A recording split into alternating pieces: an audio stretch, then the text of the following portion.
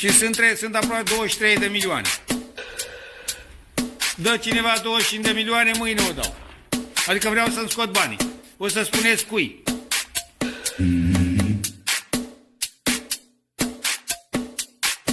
Trebuie riscat. Câteva 2-3 milioane, nu știu. Că riști 2-3 să iei 50.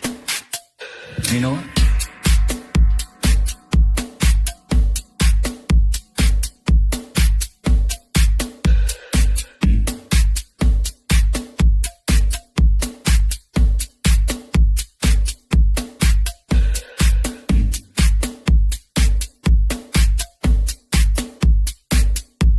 Eu am trecut pe multe bombe, gloanțe, mitraliere, toate am trecut, bombe atomice, le-am trecut și unde sunt viu. I'm not leaving.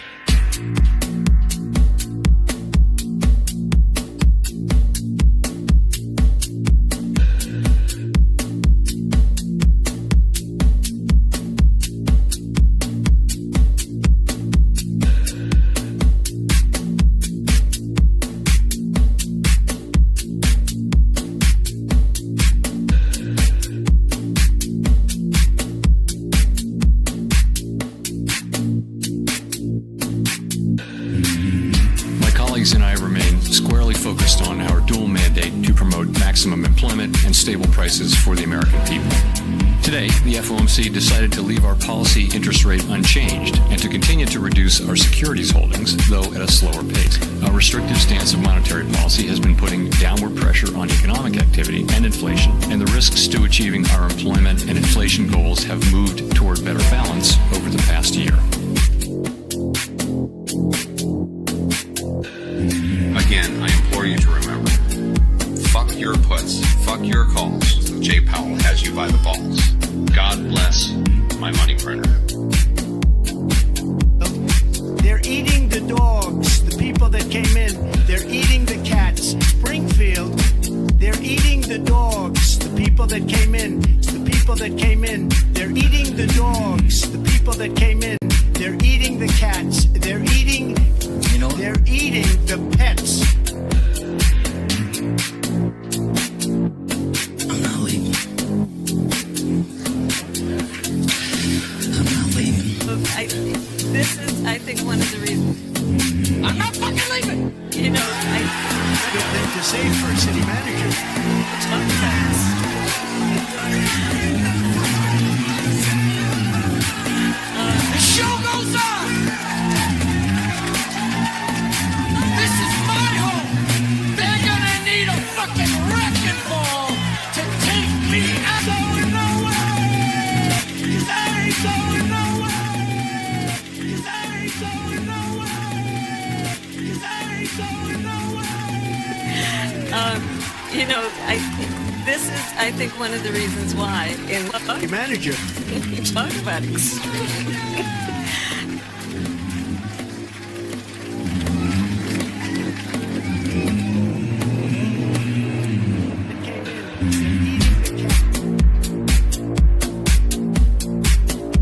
That came in. They're eating the cats. They're eating.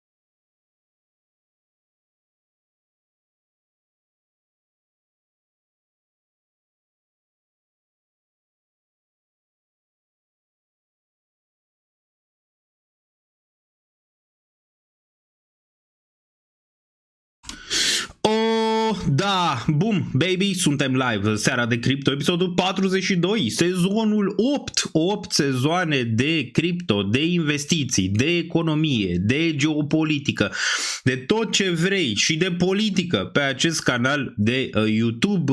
Bine v-am regăsit, magie, vrăjitorie a Ethereum la datorie, deoarece pare că în sfârșit se întâmplă. Ethereum a făcut un nou maxim istoric, 4950 sau 60 dolari, depinde pe ce exchange te uiți. Era foarte aproape să atingă 5000, numai că desigur niște balene de Bitcoin s-au supărat și au dat un dump destul de mare, destul de rapid, fix în momentul în care Ethereum încerca un breakout peste zona respectivă de 5000 de dolari. Nu este totul pierdut, în acest live vom discuta, deoarece multă lume se așteaptă la un septembrie bearish. De ce? Vom discuta imediat și de ce cred că e o probabilitate bună să nu fie așa, având în vedere că acest an a fost un pic ciudat.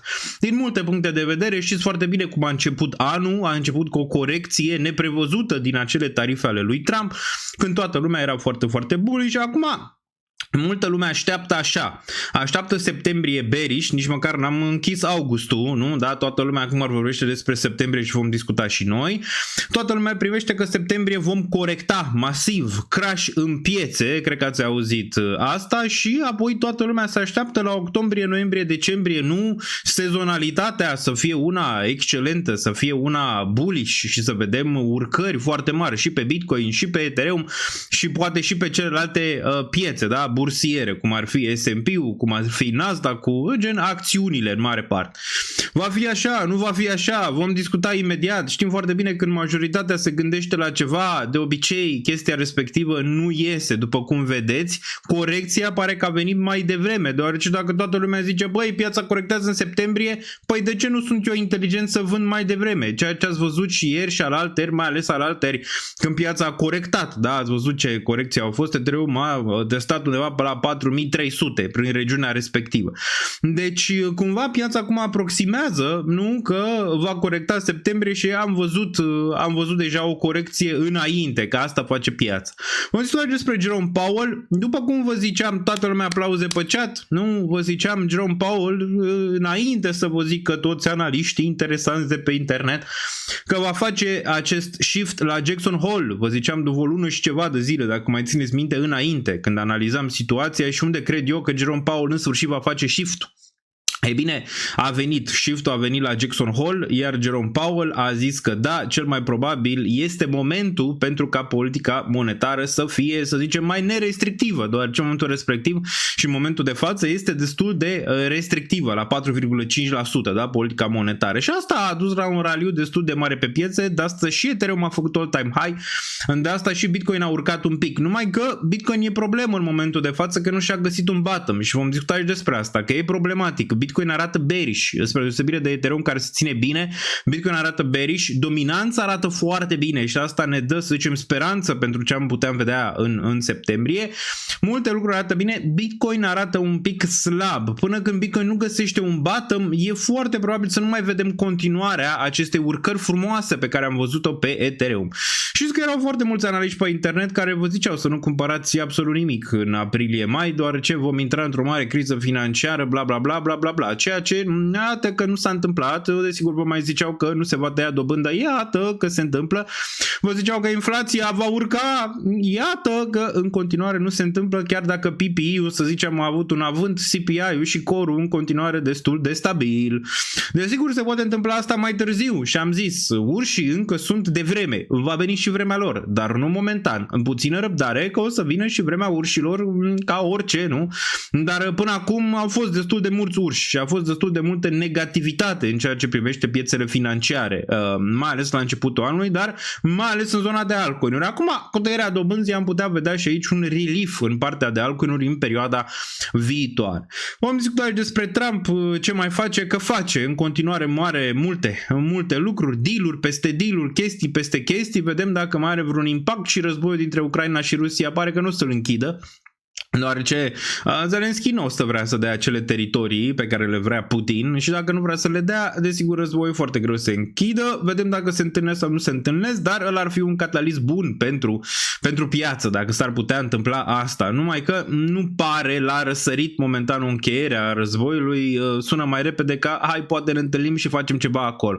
Da, nu cred că ăsta va fi declanșatorul pentru următoarea urcare pe piață, ci cel mai probabil faptul că mulți sunt foarte bearish în momentul ăsta, iar piața deja a corectat înainte, știi? Știi cum sunt ăștia de pe internet? Fac flip-flop imediat. Flip-flop, țineți minte, nu? Eram în iunie și vă ziceam, băi, eu văd vara foarte bine. Foarte bine. Analiștii, iunie, e vară, în lateral, în jos, corecții, probleme, nu știu ce, bam, bam, bam, sus. Iulie, corecții, chestii, trestii, bam, bam, bam, sus. August, corecții, trestii, bam, bam, bam, sus. Și aici ne referim la Bitcoin. Na, Bitcoin acum e posibil să închidă un pic pe roșu, nu știu, 2-3%, rămâne de văzut cât, poate mai mult. Ethereum totuși nu, închide pe verde. Nasdaq-ul nu, S&P-ul nu. Sus, durere pentru urși, deoarece urșii au fost prea tare urși. Acum, desigur, mulți zic, gata mă, toată lumea vede corecția din septembrie, am corectat la final de august, ceea ce e normal să se întâmple. Băi, în piețele financiare n-are cum majoritatea să aibă dreptate de prea multe ori. Poate să aibă de câteva ori. Se poate întâmpla, îți dai seama că majoritatea să mai aibă și dreptate. Da, mulți acum desigur se raportează la date, nu? Bă, datele arată X, datele arată Y, dar nu e numai despre date, e și despre psihologia acestor date, e și despre psihologia piețelor și cum mută market makerii și cum mută în general investitorii mai mari aceste mutări. Da, cum mută exchange-urile și toate alte lucruri. Nu te uiți doar la date și zici, băi, datele, putem să ne uităm și noi aici la date, nu e niciun fel de problemă. Da, ați văzut, datele arătau excelent pentru Ethereum la începutul anului. Bam, bam, bam, bam. Ce s-a întâmplat? Am avut o corecție foarte mare, nu? Venite din Black Swan-ul, desigur, respectiv, pe care l-am avut. Vă salut pe toți, dacă sunteți pe acest live. Loviți butonul de like, numai așa putem să-l ducem. YouTube-ul n-a mai dat notificare pe live-ul ăsta, uita, doarme și adică are și el un pic de treabă, doarme în momentul ăsta, dacă n-a dat notificare, apăsați și voi butonul de like, poate așa se trezește și el și dă într-un fel notificare pentru acest live epic, de nemai văzut, de nemai întâlnit, de toate ce vreți voi, gen pe sistemul, cum zicea Dan Diaconescu în trecut, dacă țineți minte, desigur este un pamflet, da? Bun, aveți butonul de like, puteți să loviți de pe acum, de pe aici, deoarece informația, eu zic că este una foarte bună, pentru că, am mai zis, fac eforturi pentru ca informația să ajungă la voi într-un mod foarte simplist, într-un mod foarte bun și să puteți lua niște decizii cât de cât bune, să zicem, personale ale voastre după acest live sau după informațiile pe care le auziți aici. Țineți cont că nu există nimeni pe internet să știe, știu că vă uitați la unul la altul, că ăla e guru în stânga, guru în dreapta, nu există nimeni să știe exact ce se întâmplă în piețele financiare, oricine vă, nu știu, vinde gogoși de genul ăsta, sunt gogoși, nu există. De asta trebuie să vă puneți voi capul la contribuție. Da, auziți o analiză de la Daniel Niță, da, asta nu înseamnă că trebuie să faceți exact ce zice Daniel Niță, pentru că Daniel Niță nu vă cunoaște personal 100% să vadă ce aveți în portofoliu sau să vă vadă situația voastră financiară sau apetitul la risc sau multe alte lucruri, ok? Bun. Luați informația, dacă rezonați cu ea, dacă se pupă cu profilul vostru de risc, dacă se pupă cu toate astea, atunci este o informație bună, să zicem, pentru voi. Dar nu o luați așa, direct. Faceți un research și voi, știu, e de research, că fără research e un pic complicat. Trebuie să faceți și voi un mic efort acolo, da? Bun. Bun, mai departe, mai verificați și butonul de like, exact, dacă vă place apăsați butonul de like. Până nu avem 2000 pe live în prima oră, nu vine alt season, asta zic și eu, nu că nu vine alt season, nu există hype momentan, după cum vedeți, hype-ul în continuare este scăzut și mă uit și la alți creatori de conținut, nu există momentan, nu există deoarece v-am mai explicat, nici când Bitcoin era sus nu exista hype, nici când Ethereum este sus nu există hype, pentru că n-au nici Bitcoin, nici Ethereum, mă așteaptă marea cusarea de la altcoin-uri, se poate să vină, dar nu pentru toate. Atunci, probabil o să fie un hype mai mare, iar cei desigur care au investit și acum stau pe poziții foarte bune, foarte profitabile pe altcoin-urile mari, pe Ethereum, pe Bitcoin, încep ușor să-și facă retragerea. Vom discuta și despre asta, doar ce eu sunt out din poziția de Bitcoin, după cum v-am mai explicat, 50%. De ce? cred că Bitcoin este spre un final de ciclu și atunci vreau să ies, desigur, pentru a mă poziționa pe următoarea zonă de bear și următoarea zonă de bear market o să vină, că știm foarte bine ce urmează după o zonă de bull. Urmează o zonă de bear, este inevitabil, este ciclicitatea, este ciclu vieții, este ceva frumos dacă înțelegi, deoarece poți să iei la prețuri, să zicem, mai rezonabile pe următoarea zonă de bear market, dar trebuie să ai și un plan pentru asta. Ethereum n-am vândut absolut nimic. Chiar am acumulat mai mult și v-am zis că am pe primul loc în portofoliu, iar de data asta dă rezultat ce s-a întâmplat și ce decizii am luat în legătură cu Ethereum. Tot ce v-am zis înaintea analiștilor de pe internet aproape se întâmplă. Adică majoritatea lucrurilor pe care le-am discutat aici despre Ethereum, că cineva o să vină să vadă mutarea pe care a făcut-o Saylor, niște companii o să cumpere, o să-și pună pe balance sheet, o să vedeți și ETF-ul că se va aproba și va veni și de acolo inflow instituțional mai mare decât la Bitcoin. Țineți minte și pare că se întâmplă. Tokenizarea, pare că se întâmplă și ea. Toate lucrurile astea pe care le-am discutat în ceea ce privește Ethereum, pare că în sfârșit vine spre o zonă cât de cât bună pentru această monedă, pentru acest proiect, care desigur a fost foarte hăituit, deoarece, domnule, de ce nu crește? Acum, când crește, domnule, de ce nu mai scade să mai cumpăr? Desigur, niciodată în piețele financiare, cei care n-au un plan nu or să fie fericiți, pentru că dacă n-ai un plan, desigur zici, aoleu, de ce s-a dus în jos, am băgat și $1.000, acum mai am 500, în loc să zici am băgat și 1000, poate mai bag 1000, că acum poate îmi dublez poziția la Ethereum când era pe la 1300 pe acolo. Ia uite, a luat-o Daniel Niță din toate părțile, bun. Pornește din toate părțile. Bun. În Amsterdam faci, Daniel, vreo întâlnire la cafea, poate la un moment dat se va întâmpla, sau dacă mai vin prin Londra, la un moment dat am făcut în Londra una ad hoc, am anunțat-o cu o oră înainte, au venit cred că vreo 8 persoane, 8-10 persoane, nici nu mai știu câte au fost. Dacă mai ajung în Londra, desigur mai dau un semn, poate mai din timp de data asta. Bun, la final vor spune că ai avut noroc. Nu există noroc în ceea ce privește piețele financiare, există răbdare, există plan, există execuție. Asta există, e destul de clar. Cei care privesc, desigur, din afară zic, mamă, cât noroc ai avut sau cât de slab ești că ai investit în criptomonede și ești pe minus. Atât.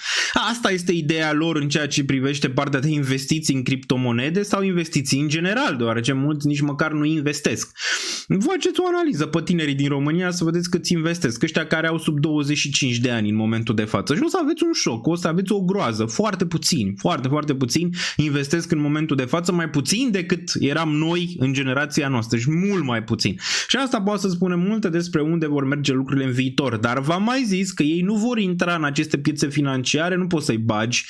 Trebuie cumva ei să simtă un disconfort. Disconfort care n-a mai venit în societate. De la criza financiară din 2008, unul real, sau cel din 2020. Trebuie să vină un disconfort real, cum a fost și pentru noi, pentru a te putea uita în alte direcții, decât la direcția pe care ți-o vinde în momentul de față societatea, deoarece societatea îți vinde direcția, nu știu, un ha-ha-ha, un hi-hi-hi, o insula iubirii, o de-asta, adică îți vinde astea.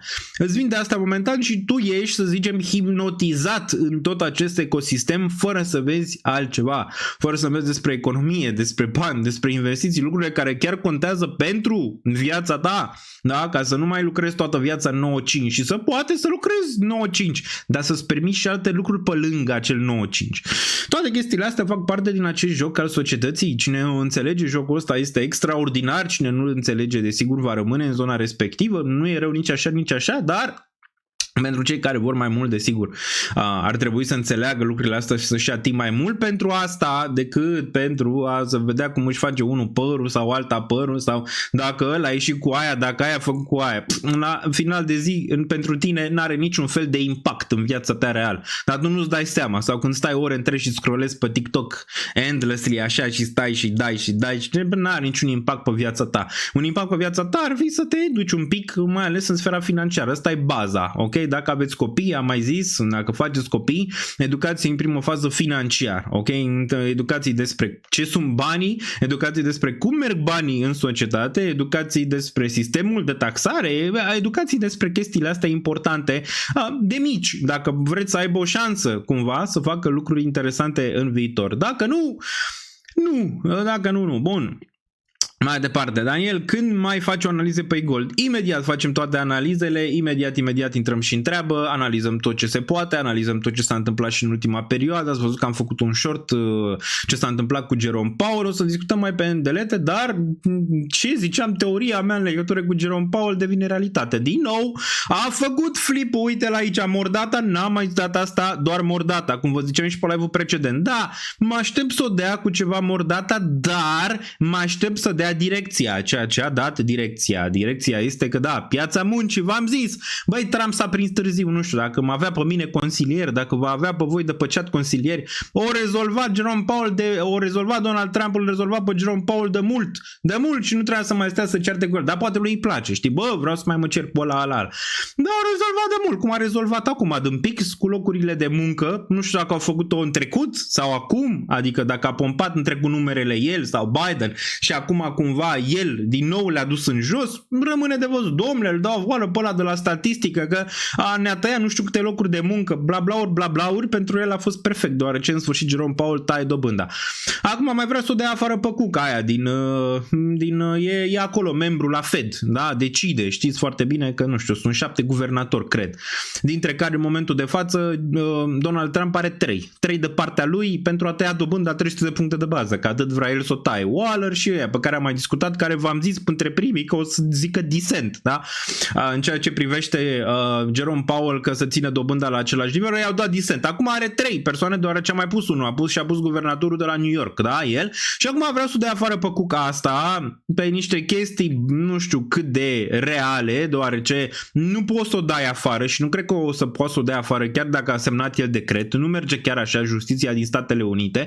Dacă era România, era de mult făcută, venea CCR-ul, bam, papa, la revedere, nu mai zicea nimeni pâs, dar în Statele Unite mai există și democrație, ok? Și acolo e un pic mai greu să fii un tiran, cum vrea să fie în momentul de față, să zicem ăsta Trump, la un anumit nivel, desigur, că nu poate să fie în final, dar mai sunt și niște legi care îl împiedică să facă asta. Pe Jerome Powell nu poate să-l dea afară, pe Cook, care este în comitetul ăla Fed, nu poate să o dea afară, deci câteva chestii pe care nu poate să le facă. Dar vreau să o dea afară pentru ca să-și pună încă unul și să fie 4. În momentul când sunt 4, atunci are majoritate Donald Trump în Fed și face 2 lei pe Jerome Powell și ce crede el, ok?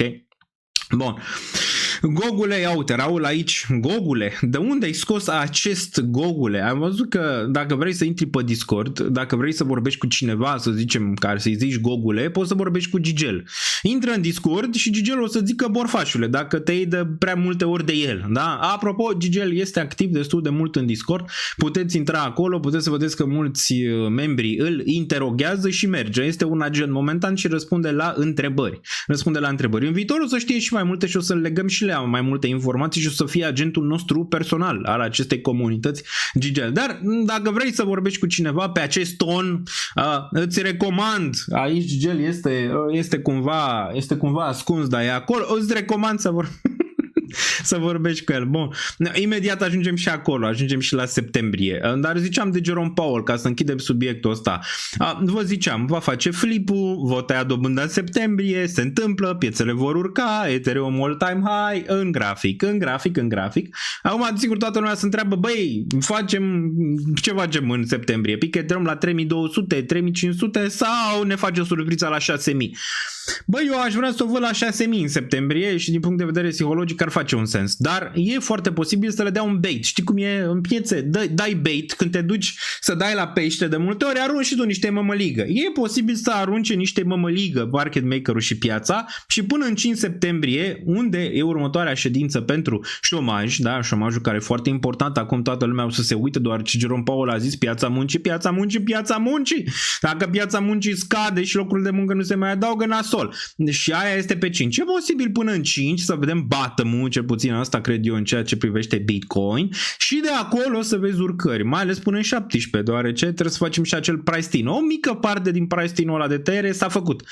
Momentan probabilitatea de tăiere de dobândă undeva la 88%. Era ultima oară undeva pe la 88%. Probabil dacă șomajul vine și la 4,3 și locurile de muncă în groapă și din nou vedem că locurile de muncă se vor duce în jos, da, față de lunile precedente, atunci clar că se va tăia dobânda și vom urca.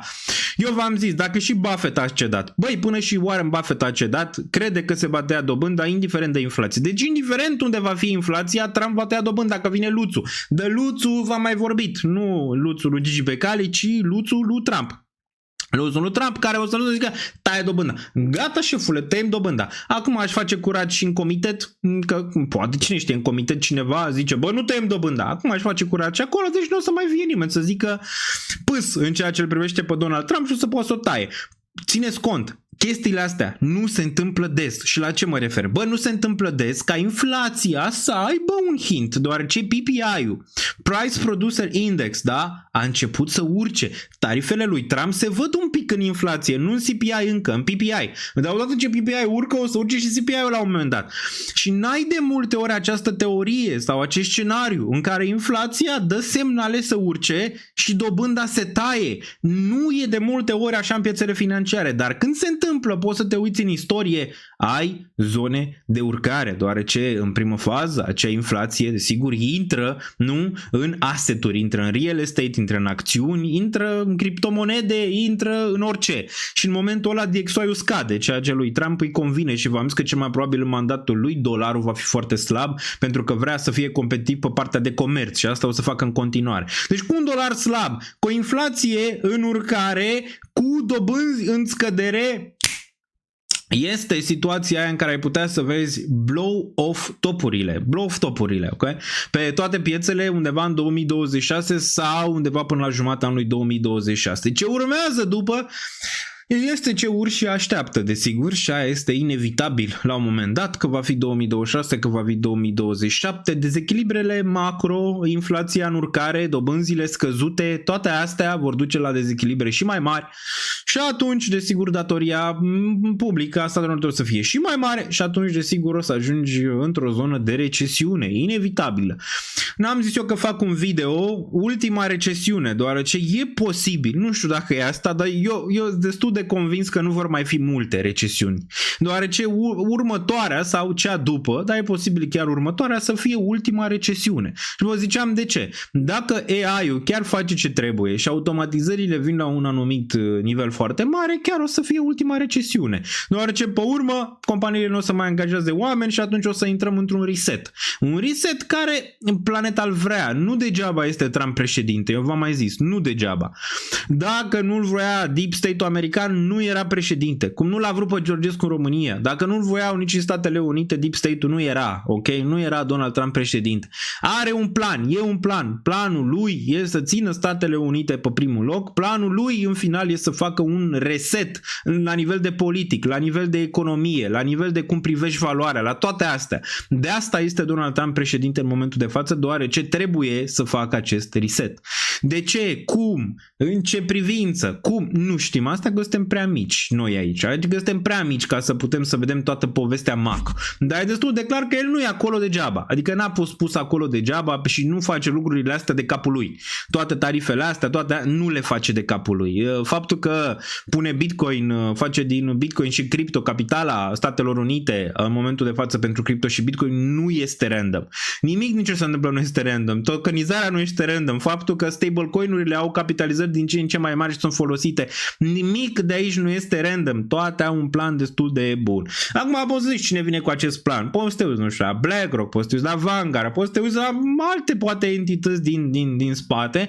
Clar că astea au un impact asupra politicului din Statele Unite foarte mare, inclusiv cripto. Problema din România, că mulți ziceam, băi, când mai intră lume în cripto, uite ce Axel a făcut un video, un parteneriat cu ăia de la XTB parcă sau ceva de genul ăsta, un exchange de bursier, să zicem, pe partea asta de bursă și mulți ziceau că n-a prins. Păi da, n-a prins, că în România lumea nu e atât de interesată de bursă și mai ales de bursa din România. Ecosistemul de cripto este mult mai dezvoltat. Încă s-au făcut eforturi să fie asta, că Daniel Niță stă pe live-uri 15.000 de ore și tweet-uiește de 15.000 de ori pe zi, să zicem așa, și face cât de cât marketing pentru zona asta. Poate contează, sau alți creatori de conținut, nu? Care și ei pun numărul. De asta mi-a plăcut să văd că sunt din ce în ce mai mulți creatori de conținut importanți și buni, da? La asta mă refer, pentru a face awareness în ceea ce privește spațiul ăsta. Dar nu e suficient. Nu este suficient. Diferența dintre România și Statele Unite în momentul de față este faptul că ăia din Statele Unite, companiile care activează în Statele Unite, s-au implicat cu bani mulți în sfera politică și s-au implicat în politică. În România nu există așa ceva. Nu există să te implici. A fost o încercare acolo la un moment dat în timp, probabil. Ați văzut că mulți politicieni erau un pic atrași de anumite zone sau anumite proiecte, nu știu cum ar fi Multiversic sau zona respectivă de acolo, dar niciodată n-a fost nimic să zicem atât de wow, hai să facem România un hub sau ceea ce ar fi trebuit să se întâmple și ar fi atras foarte multă lichiditate, foarte mulți bani, că și asta avem probleme în momentul de față la buget și taie bolojan din toate părțile, posibile și imposibile în momentul de față. Dar diferența asta e, oamenii nu or să facă pasul aici până când nu o să facem bridge-ul între cripto-investiții, și aici vorbim doar de cripto-investiții, dar și partea de economie, de a învăța economie, de a învăța geopolitică, până când nu facem bridge-ul ăsta cu partea cealaltă de influencing din zona cealaltă în care ăia vorbesc despre orice altceva, numai investiții nu sau partea economică nu sau alte lucruri, nu o să se întâmple nimic, o să rămână acea stigmă. În România este stigmă, da? Este stigmă.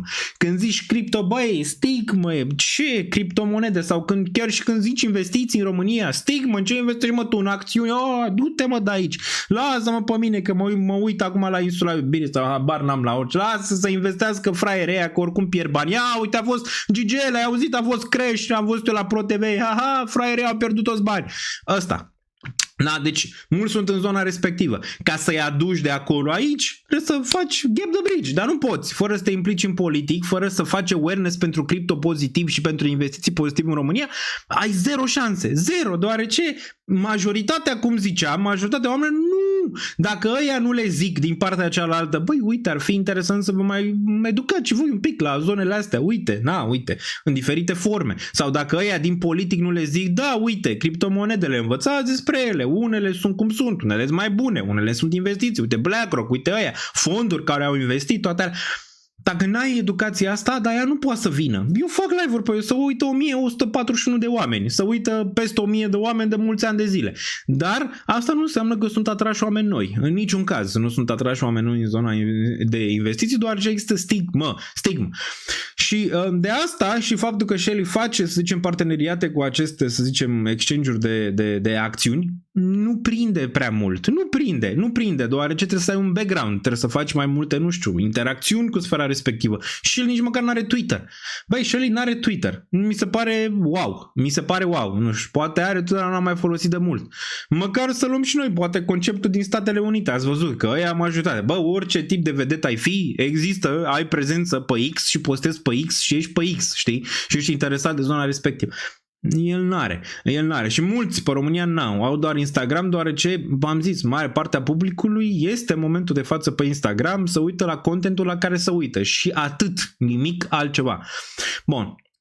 Deci, concluzia, până când nu ne implicăm în politică, până când politicul nu vede cumva lucrurile bune care se întâmplă în sfera de investiții, în cripto, dar și în Web3, dar și în toată zona asta, nu o să întâmple absolut nimic cu România și pierdem foarte mult.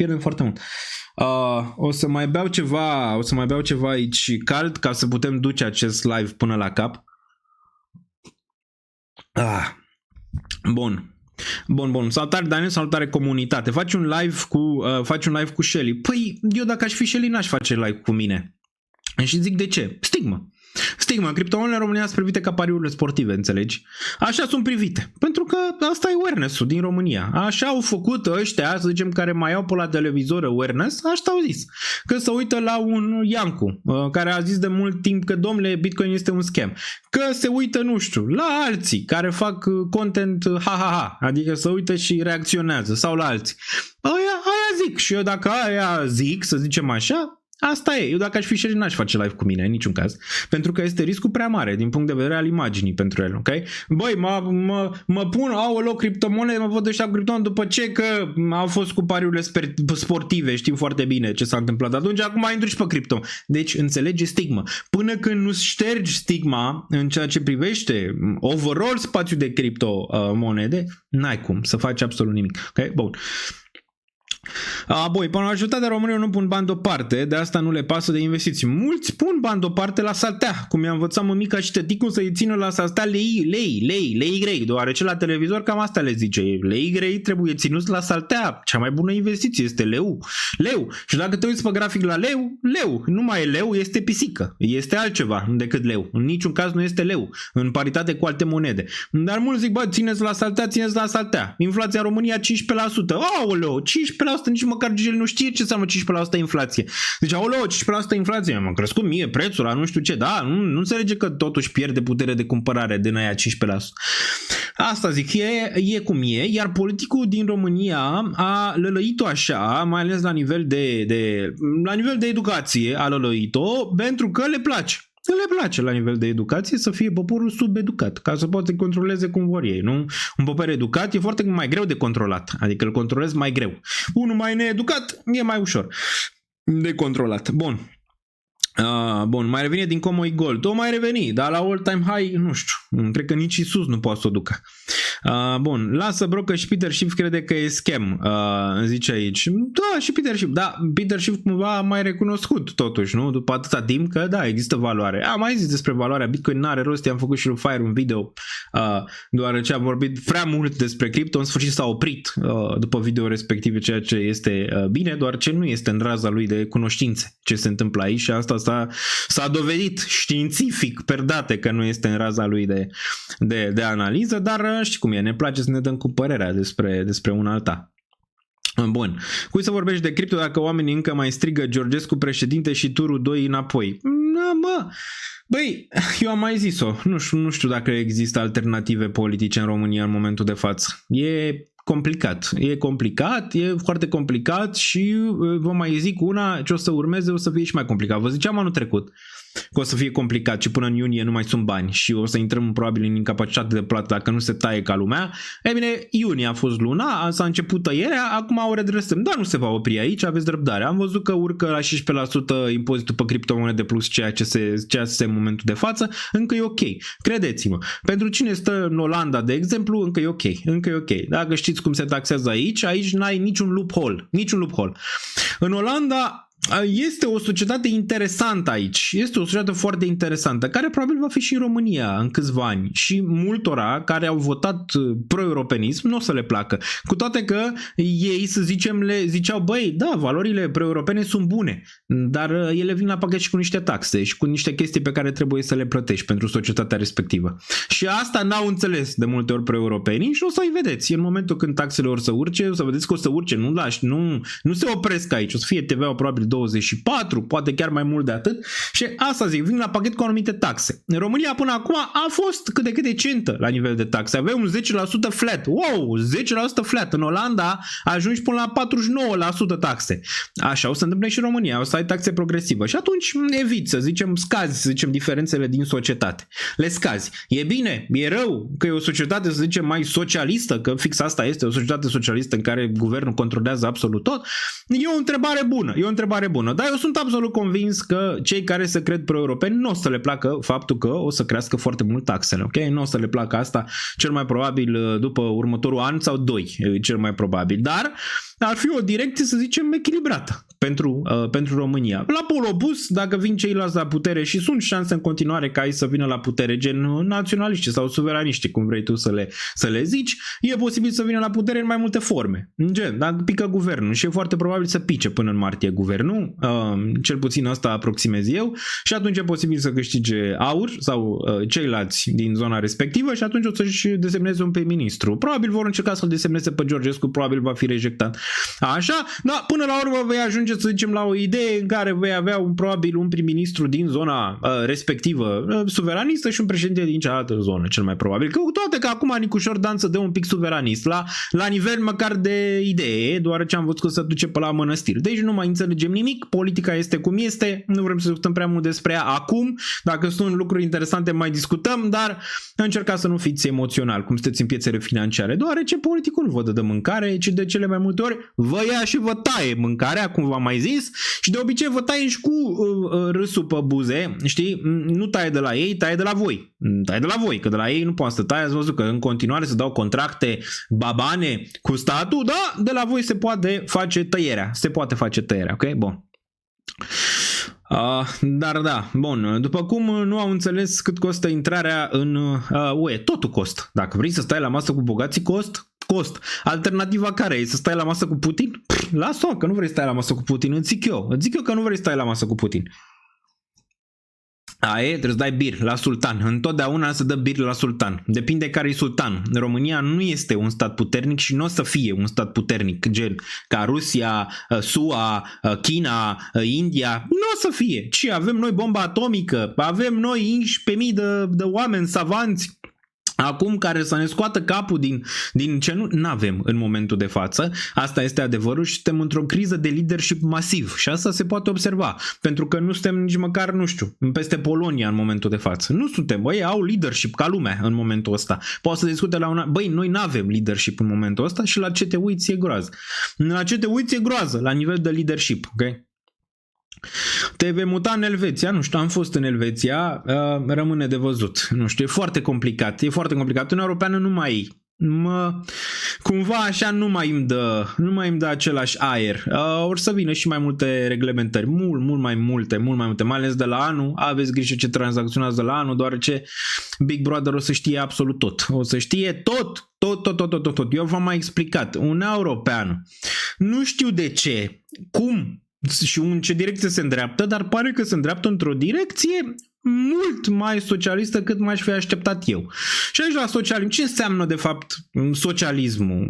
Înseamnă, să zicem, o mai mare, să zicem, egalitate între păturile din societate, că asta se întâmplă și în Olanda, de exemplu, dar înseamnă taxare și mai progresivă și control total, da? Și statul să controleze absolut tot. Asta înseamnă. Adică nu mai ai libertate, da? Nu mai ai libertate. Până acum mai era o idee, de acum încolo vor să controleze tot. Mai ales după ce s-a întâmplat acum cu alegerile. În România, în Polonia, în Cehia, aveți răbdare că și acolo se schimbă treaba. Și în alte zone le frică în momentul de față. Și când le frică că e posibil să piardă puterea, atunci e și mai nociv din punct de vedere al reglementării și controlului. Ok? Ceea ce se întâmplă, o să vedeți, o să știe tot ce discutați și în Telegram și în WhatsApp și peste tot, o să știe și tot ce tot. Și acum o să poți să zici, băi, dacă n-am nimic de ascuns. Da, o să poți să zici asta de sigur dacă nu faci nimic relevant. Când o să faci ceva relevant și o să vrei să faci ceva relevant, atunci o să poată să-ți găsească orice vor ei. Și o să poată să te execute cum vor ei și să facă ce vor ei, ok, din tine. În momentul ăla.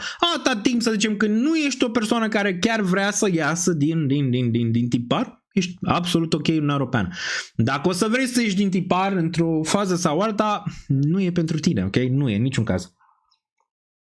Germania 0 taxe pe cripto dacă ții mai mult de un an. Da, dar ți-ai ceva de birocrația din Germania? Să-ți povestească cei care stau acolo la nivel de birocrație în Germania, mai ales dacă ai niște sume. E birocrație, încă e birocrație și există, la fel și Estonia, există birocrație. Estonia este mișto, digitalizată, dar când vine vorba de birocrație te lovești un pic și aici mă refer la birocrație, la anumite legi. Băncile nu-ți dau așa ușor conturi bancare și multe alte chestii. Mai sunt câteva opțiuni, Portugalia, Cipru ar fi, Dubaiul, da, dar trebuie să stai acolo și e problematic să stai în Dubai. Bun. Politica fiscală în România este zero, de asta nu se vrea euro. Păi nu e politică fiscală în România momentan, ok? Nu este politică fiscală, ci este o tăiere pentru a rezolva deficitul bugetar. Nu există să se gândească ăștia la altceva în momentul de față decât de a stupa gaura. De ce? Păi intrăm în capacitate de plată, cum v-am zis. Ce? Venea Georgescu și cu Simion, tot în capacitate de plată eram. Dacă venea Georgescu și cu Simion, eram în capacitate de plată, dar poate nu vreau să plătească. Habar n-am. Știi cum e? Când nu plătești la sultanul se supără, tată, și trimite o știri. Știți, ați văzut acolo în cărțile de istorie cum îl trimite pe Pașa. Așa trimiteau și ei, cel mai probabil, și ne tăiau conducta în mare. România n-are cum, pentru că a ales drum pe care l-a ales din 90. Cei care au venit din 90 au cam furat tot ce au putut fura. Și atunci îți dai seama, au furat și fondurile la Uniunea Europeană, și la Europa, și la România, au furat tot.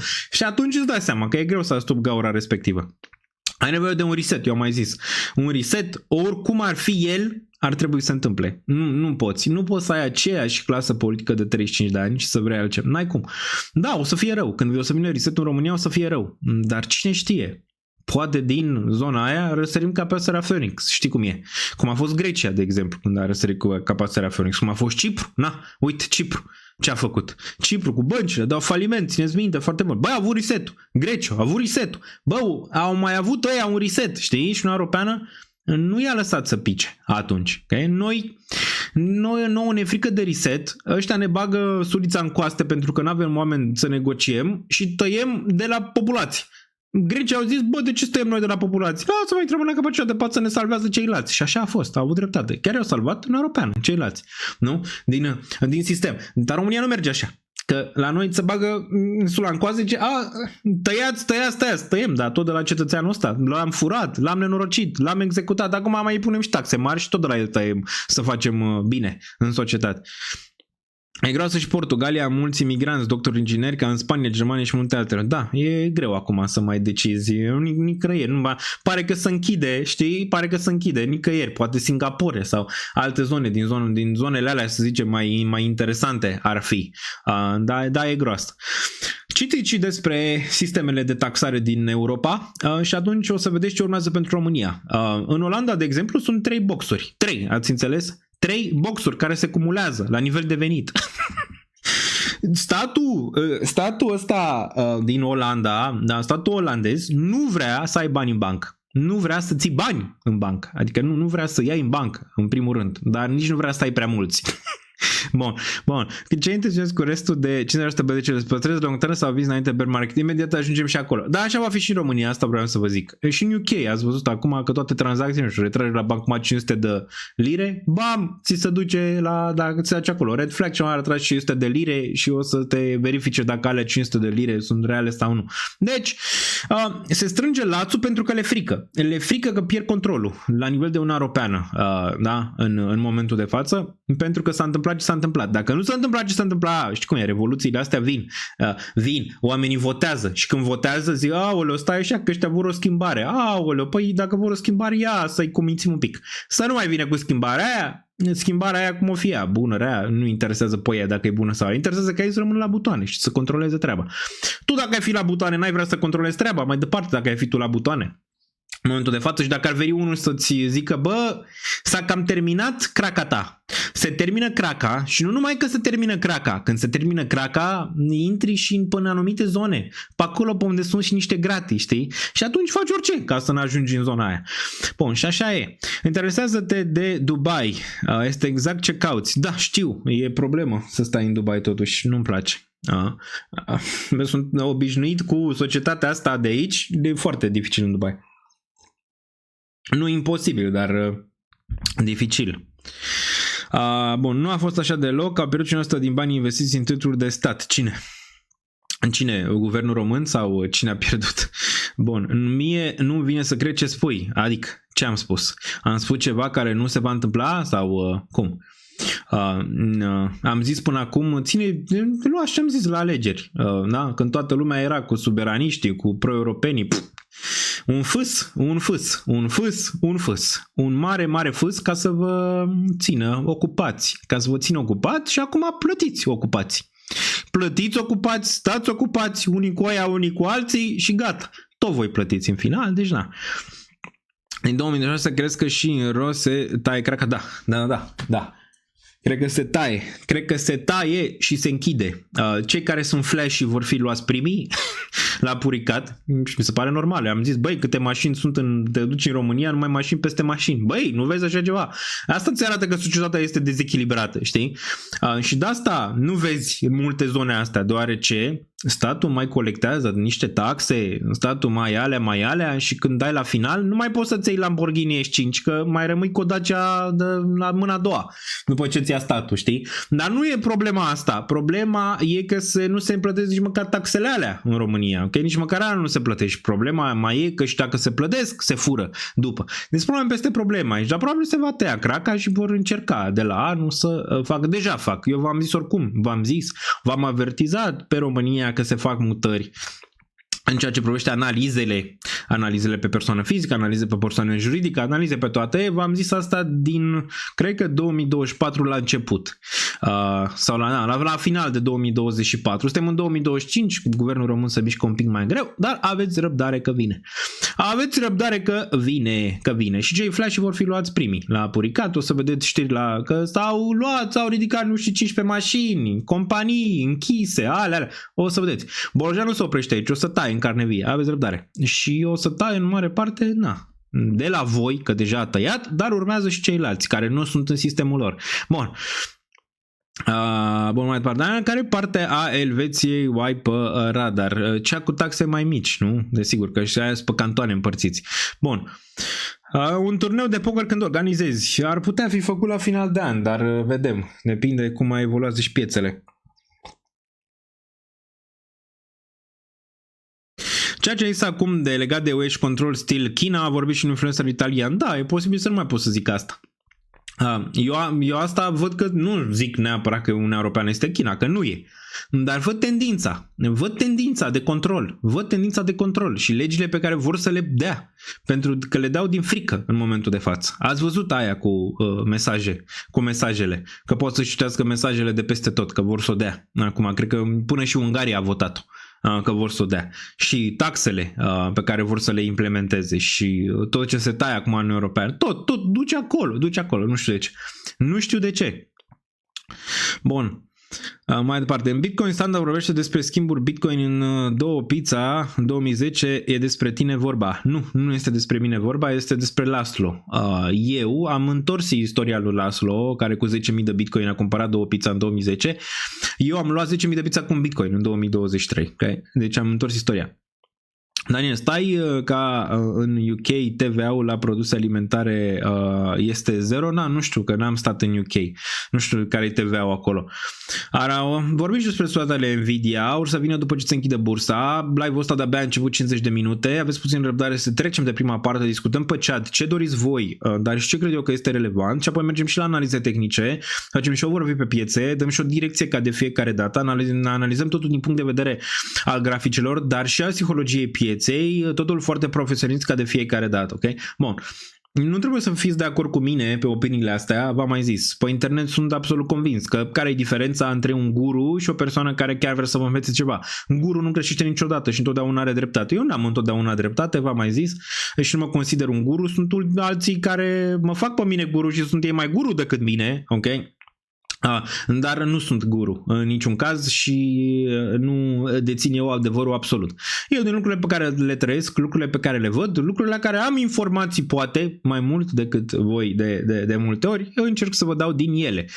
Și faptul că vin aici în fața voastră este un risc, eu v-am mai zis. Este un risc. De fiecare dată când intru pe acest live și zic anumite lucruri, poate oricine să încerce să facă anumite chestii. E un risc, ok? Pe care de fiecare dată când vin în fața voastră mi le asum. Dar îmi place comunitatea, iubesc această comunitate crescută foarte natural, în niciun caz artificial, pe chestii cu aia, hai fă aia, ca să dai un subscribe, în niciun caz. Dacă îți place conținutul, apeși subscribe. Dacă îți place conținutul, dai mai departe altor oameni, da? Fie canalele mele, fie tot ce vezi tu în descriere și toate astea, apeși butonul de like și așa susții, să zicem, această mișcare pe care încercăm să facem aici. O mișcare de a educa cât mai mult, de a înțelege și omul, să zicem, simplu ce înseamnă aceste piețe financiare, dar și partea de geopolitică și partea de politică, care vă place, nu vă place, știu că mulți dintre voi vreți să o evitați, vă văd pe chat, băi, iar vorbim despre politică, vă impactează mai mult decât credeți viața. Și acum mulți dintre voi o să înțelegeți asta când se dublează facturile la electricitate, se dublează taxele, se dublează TVA-ul, se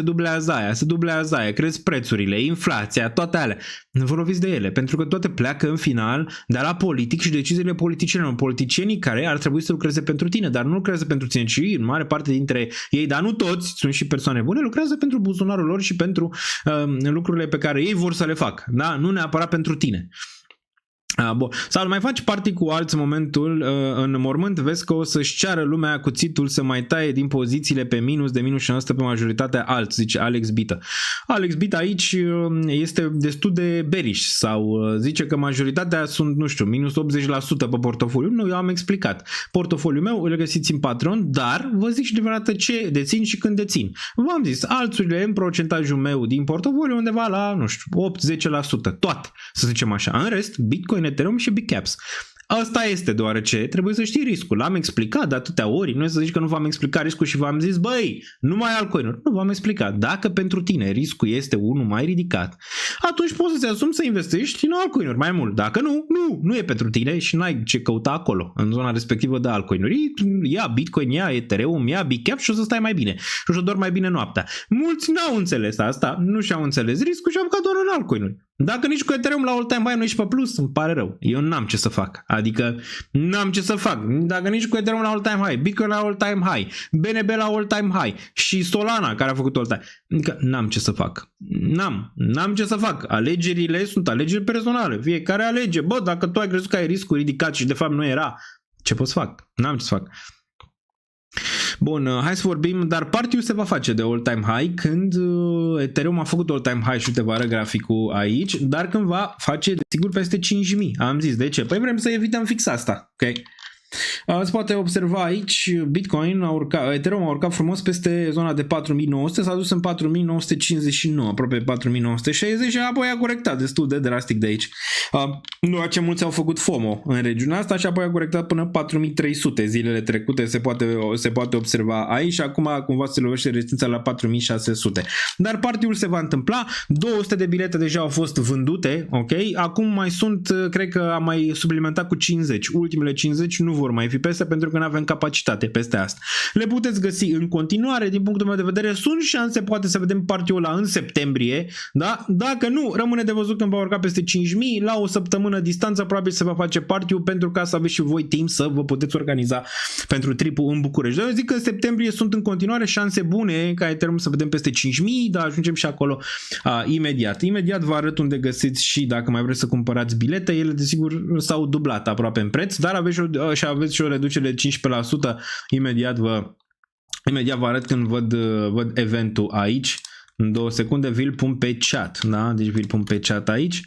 Iar pentru cod aici aveți Daniel 15, vi-l pun și pe ăsta, 15% reducere, suntem vreo 200 și ceva momentan aici, le puteți găsi, dar se va întâmpla. Pentru Ethereum All Time High Party se va întâmpla.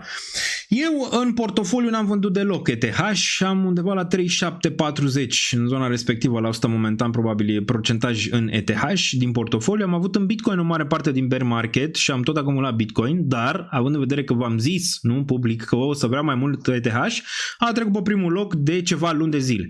ETH în portofoliu, da?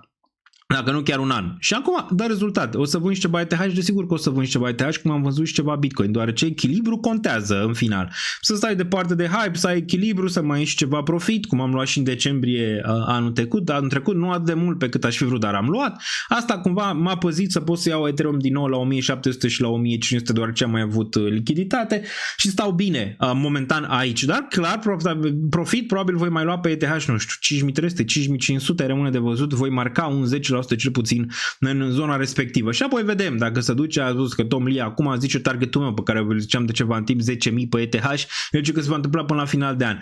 Deci trebuie să știi ceva despre Tom Lee. Tom Lee de obicei are dreptate, dar câțiva ani mai târziu. E posibil ca Ethereum să nu atingă 10.000 în ciclul ăsta, e posibil să atingă în 2030. Va atinge, eu zic că da, va atinge și mai mult de 10.000, va am targetul meu 20.000, 50.000 până în 2035 pentru ETH și are toate șansele să facă asta, având în vedere ce vine din spate pentru ETH, ok? Și toți instituționali și toate astea. Vă mai ziceam că o să vedeți switch-ul. De data asta, eu sunt în piețe din criptomonede în 2016, da? Fac content pe YouTube din 2018. Am văzut multe monede care au venit, au apus, multe trenduri, multe lucruri care s-au întâmplat și s-au desfășurat, așa, multe. Am văzut multe până acum. Și vă ziceam că 2017-2021 au fost niște mișcări în 2017, doar niște balene care, să zicem, au mutat în Bitcoin, s-a dus Bitcoin la zona de 12.700 în 2021 în decembrie, apoi a picat pe la 13.000, 12.000, în zona respectivă a avut și un dip la 6.000 pe urmă, dar pe urmă s-au mutat banii în Bitcoin, s-au mutat banii din Bitcoin în ETH, adică balenele au mutat banii din Bitcoin, doar și-au făcut proprietate mare, au vândut și au mutat în ETH și apoi ETH s-a dus foarte puternic în 2017 pe la 1.300-1.400, da? Bun. De la, nu știu, câțiva dolari de când a început ETH și era la câțiva dolari când a început în 2016. În 2021 am văzut niște companii care au mai făcut asta, nu neapărat instituționali. Da, a fost Michael Saylor undeva până în 2021 cu Bitcoin, dar n-a făcut switch-ul. Michael Saylor are o problemă mare, discutăm și despre ea în ceea ce privește acumularea de Bitcoin, e că nu poate să vândă. Asta e, odată ce vinde, pică prețul, pică acțiunea, pică tot, știi? În ceea ce privește pe Michael Saylor. Momentan nu poate să vândă pe piață, poate OTC, rămâne de văzut. Dar acolo am văzut încă ceva mișcări pentru balene, dar și ceva mișcări din punct de vedere al companiilor, să zicem a trece sau a fondurilor, ca să luăm așa mai mult fonduri de investiții, VC-urile care au mutat puternic din Bitcoin în ETH și au dus ETH, știm foarte bine, la all-time high-ul pe care l-am spart acum, la 4.870 și un pic, da? Au dus ETH atunci de la cât era 100, un pic sub $100 în 2020, când a testat atunci pe COVID, da? Bun. Acum vă ziceam că jocul se schimbă și cel mai probabil vom asista la același lucru, dar data asta va fi din punct de vedere instituțional și al ETF-urilor. Vă ziceam, băi, da, ETF-urile pe Bitcoin au performat extrem de bine, dar veți vedea ușor, cum spre final de ciclu vor vinde instituționalii, vor vinde BlackRock, care sunt clienții, ca asta să înțeleagă, ETF-ul ăla e cumpărat de clienți, dar au niște clienți mari, bănci, chestii, adică mari, cei de la BlackRock, da, au 10 trilioane, peste 10 trilioane în stăpânire și o să vedeți că fac switch-ul în ETH. Ceea ce se întâmplă, flow-urile au crescut din ce în ce mai mult în momentul de față pe ETH versus Bitcoin în ceea ce privește flow-urile instituționale. Și asta poate să-ți arate doar că ești spre final de ciclu, dar încă nu. Mai ai perioada aia în care Ethereum trebuie să performeze, să-ți facă și un blow off top și apoi și ceva altcoin-urile. Țineți minte că la început de 2024, 5, în zona asta, erau munceau doar Bitcoin o să performeze în acest ciclu. Țineți bine minte, da? Acum s-au schimbat, doar Bitcoin și ETH va performa în acest ciclu. De ce? Pentru că a fost o perioadă mai lungă de data asta până când s-au făcut aceste mutări. De ce? Din punct de vedere al macroului. Macroul nu te-a ajutat de data asta față de cazurile 2017-2021, nu te-a ajutat. Dobânzile mari, războaie, conflicte, Black Swan-uri peste Black Swan-uri, Japonia a explodat. Nu te-a ajutat. Okay? Deci nu te-a ajutat macroul. Atunci erau mai ok. 2020 COVID s-au printat 15 trilioane de dolari, înseamnă că au intrat toate piețe, s-au pompat toate, oamenii stau în casă, nu aveau ce să fac. 2017, dobânzile mici, 2020, dobânzile mici, dobânzile mari acum, John Paul nu vrea să taie doar ce inflația, da? Destul de mare. Deci ai avut cumva macro care a încetinit, să zicem, procesul pe care l-ai văzut până acum. Ai văzut Bitcoin că a performat doar ce a avut un ETF aprobat, Ethereum a performat, dar pe urmă s-a aprobat ETF-ul, a picat, s-a dus la 1300, e mort, îl îngropam, știți foarte bine că îl îngropau analiștii, papa, la revedere, nu va mai atinge niciodată all-time high. Na.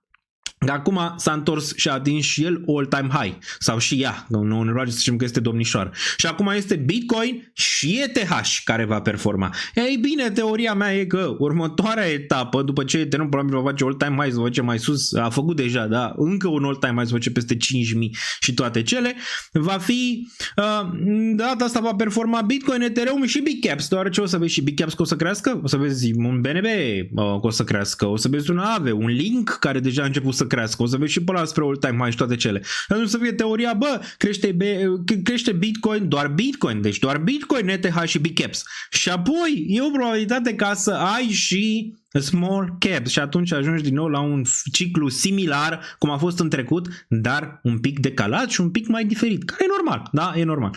Da, asta îți face psihologia din piețe, nu toată lumea poate să ajungă la finish, am mai zis, dacă ai un plan bun, o să ajungi la finish, dacă n-ai un plan bun, nu-ți înțelegi riscul, nu o să ajungi la finish, nu e o problemă, dacă n-ai ajuns la finish în ciclul ăsta, vor mai urma, vor fi un pic mai diferite, clar, de ăsta, de acum, gain-urile poate nu o să mai fie atât de mari în ceea ce privește crește cripto, deoarece se vor concentra finanțele, banii, lichiditatea pe mai puține proiecte, dar alea probabil vor performa foarte bine. Nu poți să ai 20 de milioane de monede care nu fac absolut nimic. Se va mai tria și odată ce se triază o să ai și mai mult awareness pentru cripto, da? Mai ales că vine și MiCA 2026, totul este reglementat, nu mai e Wild Wild West. Dacă nu mai e Wild Wild West, nici prețurile nu mai au reacții atât de mari. Bun.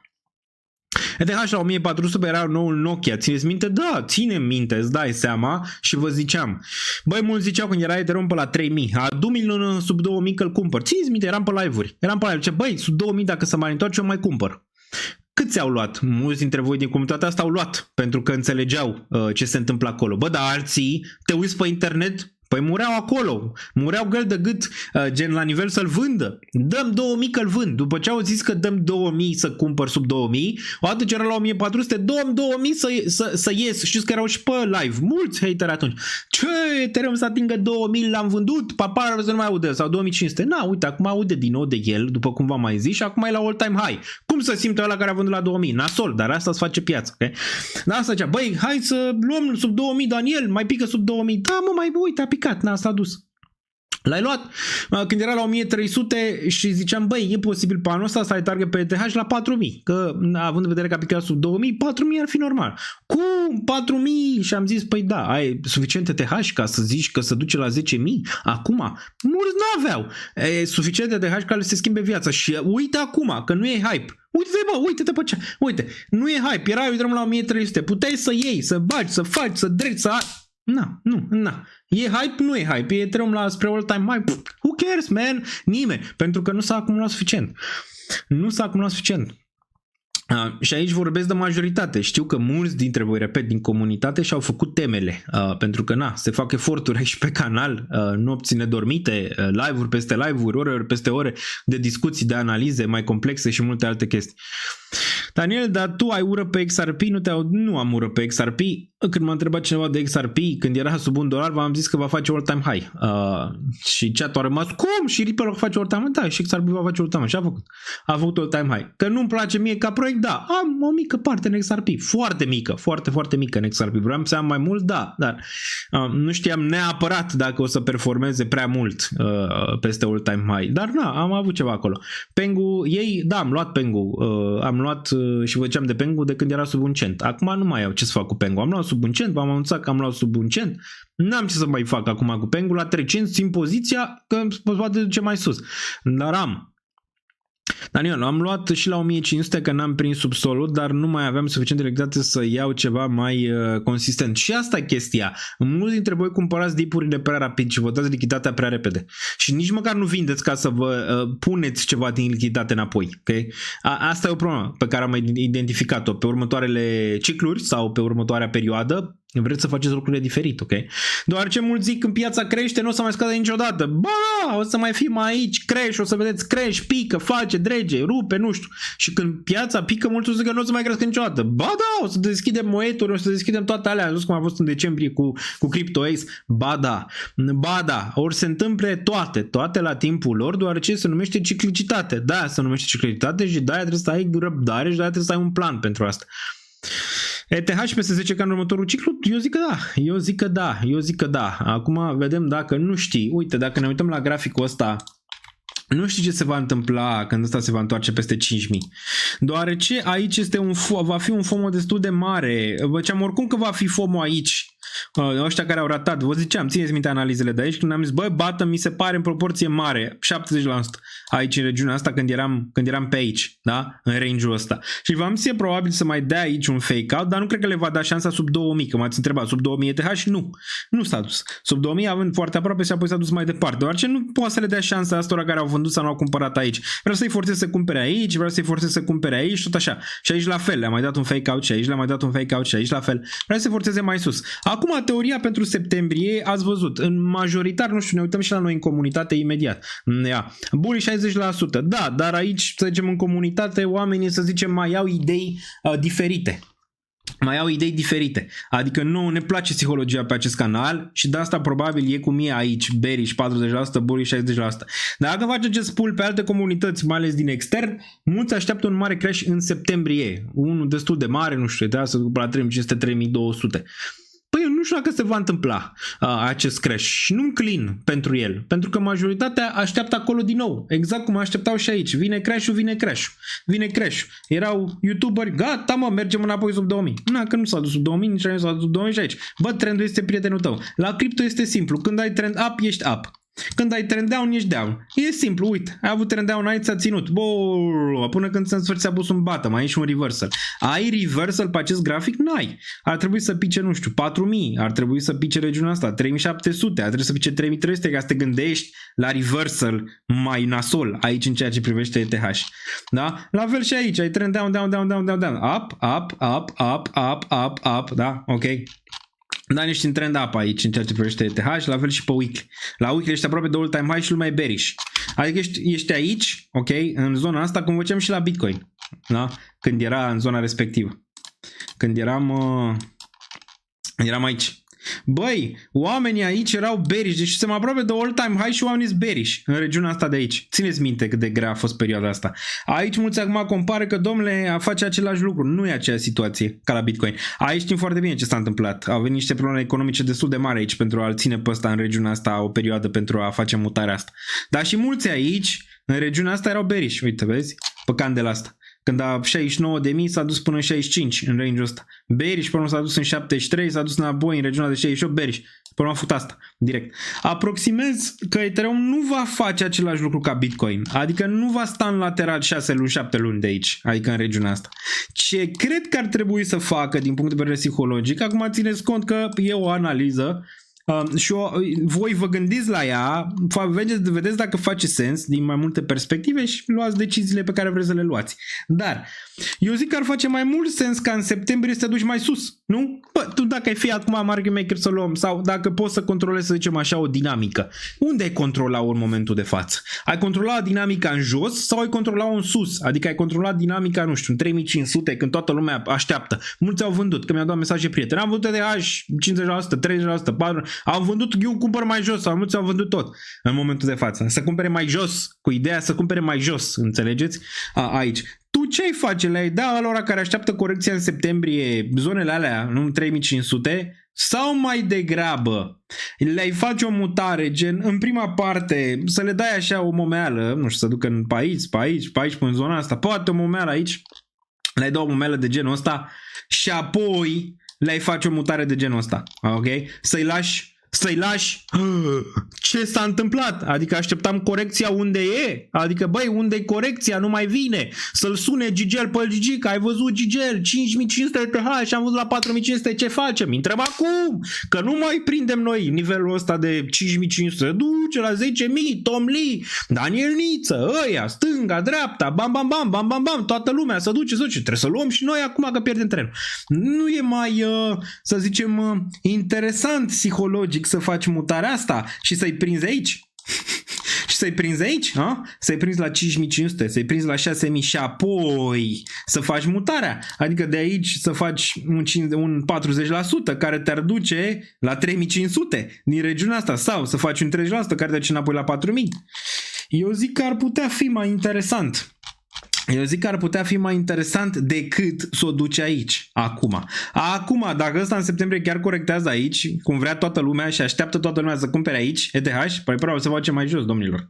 Probabil se face mai jos. Știm foarte bine aceste piețe financiare. Mulți dintre noi suntem aici de wow. Suntem aici de mult, avem păr alb în cap, ia uite, unii dintre noi nu mai avem păr. Jerome Powell ne-a luat tot părul. Adică știm cum, să zicem, evoluează aceste piețe, când majoritatea este bearish sau când majoritatea așteaptă o corecție și imediat vorbim de ce o așteaptă, probabilitatea crește pentru tine să fii invers, ok? Să fii cumva contrar pe zona asta. Sunt momente când majoritatea mai și are dreptate, dar e momentul ăsta când majoritatea are dreptate? Asta e o întrebare bună de zis. Concluzia e că e posibil să le dea, să zicem, să le întindă o undiță până pe 5. Dar ulterior eu cred că vom merge mai sus, cel puțin asta e probabilitatea mea. Bă, dacă greșesc. Vine crash-ul mare în septembrie, ăla e, o să cumpărăm atunci, dacă mai avem cu ce. Dacă vine crash-ul la mare în septembrie. Dar nu știu, nu-l cred. Eu cred că s-ar putea să fie octombrie. Eu cred că octombrie, doar ce toată lumea așteaptă octombrie bullish. Toată lumea așteaptă octombrie foarte bullish, noiembrie foarte bullish, decembrie foarte bullish. De ce? Păi să uite pe datele astea, uite. Vă arăt imediat aici. Băi, pot să greșesc. Deci, luați analiza cum vreți voi. V-am mai explicat și vă ziceam și aici, da? Vă ziceam când era ETH pe aici, înainte să facă all-time high.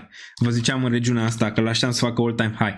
Dacă nu poți să-ți iei o corecție de 15-20%, hai să vedem cât a corectat de aici. Deci de aici a corectat 15%. Ia uite. Fix aici luceam. Băi, e momentul să retragi. Cum a retras băiatul ăla data trecută 10% și a dat un mega super chat. Da? Data trecută. Aici. Așa a retras omul 10%, stă fără probleme. Acum nu zice, băi, ce facem aici? Omul știe și a existat 10-20% aici, acum stăm liniștiți. Dacă se întoarce aici, de oportunitate, dacă nu. Deci dacă voi, depinde de situație, ok? Depinde de situație. Dacă voi nu puteți menține o corecție la 3500, la 3000, la regiunile astea, 3300 de aici, în septembrie, poate ați vrea să executați o parte, un 10%, da? Ca în momentul dacă se întâmplă, probabilitatea mea e că nu se va întâmpla, dar dacă se întâmplă să nu vriți prinși cu chiloți în vine. Și să zice, Daniel Nița a zis că va crește piața. Da, am zis, dar n-am globul de cristal, adică merge de multe ori. Dacă luați toate analizele pe canal, probabilitate bună să fie 60-70%. Dar mai sunt și momente când nu mai merge globul și atunci se întâmplă chestii în matrice și apoi ce faci? Ești prins cu izmenele în vine? E bine să fie echilibrat, ok? Eu n-am vândut nimic și nu vând nimic, dar situația mea e diferită poate de situația voastră, momentan în ceea ce privește ETH. Unde aș vrea să vând peste 5000, ar fi 5300 un target, 5500 ar fi un alt target aici pentru a vinde ceva ETH. Când o să vând, o să anunț prima dată pe cei din Patron tot ce tranzacționez, tot ce cumpăr, tot ce vând, acțiuni, criptomonede, poziții, le anunț prima dată în Patron, apoi le anunț și pe live-uri aici, da? Mulți zic, da, de ce? Mulți au zis, Daniel, nu mai mă abonez la timp, păi dacă tu vii și le zici pe live, da, corect, dar apreciez comunitatea și mereu am fost transparent și am zis, bă, aia am cumpărat, aia a fost, ăla e prețul mediu, ăla s-a întâmplat. Okay? Bun. Dar și ce ați vrea să vin eu să vă zic? Cum zic analiștii ăștia acum, dacă nu scade, crește? Nu, eu vă zic că e posibil să vedem până pe 5, cel puțin asta cred. În continuare ceva probleme deoarece Bitcoin încă nu și-a atins bottom-ul, cred, și imediat ajungem la el, dar după probabilitatea mea personală și ce cred eu la nivel de probabilități, zic că piața va crește și mă dai peste 5000 în septembrie. Asta cred eu. Okay?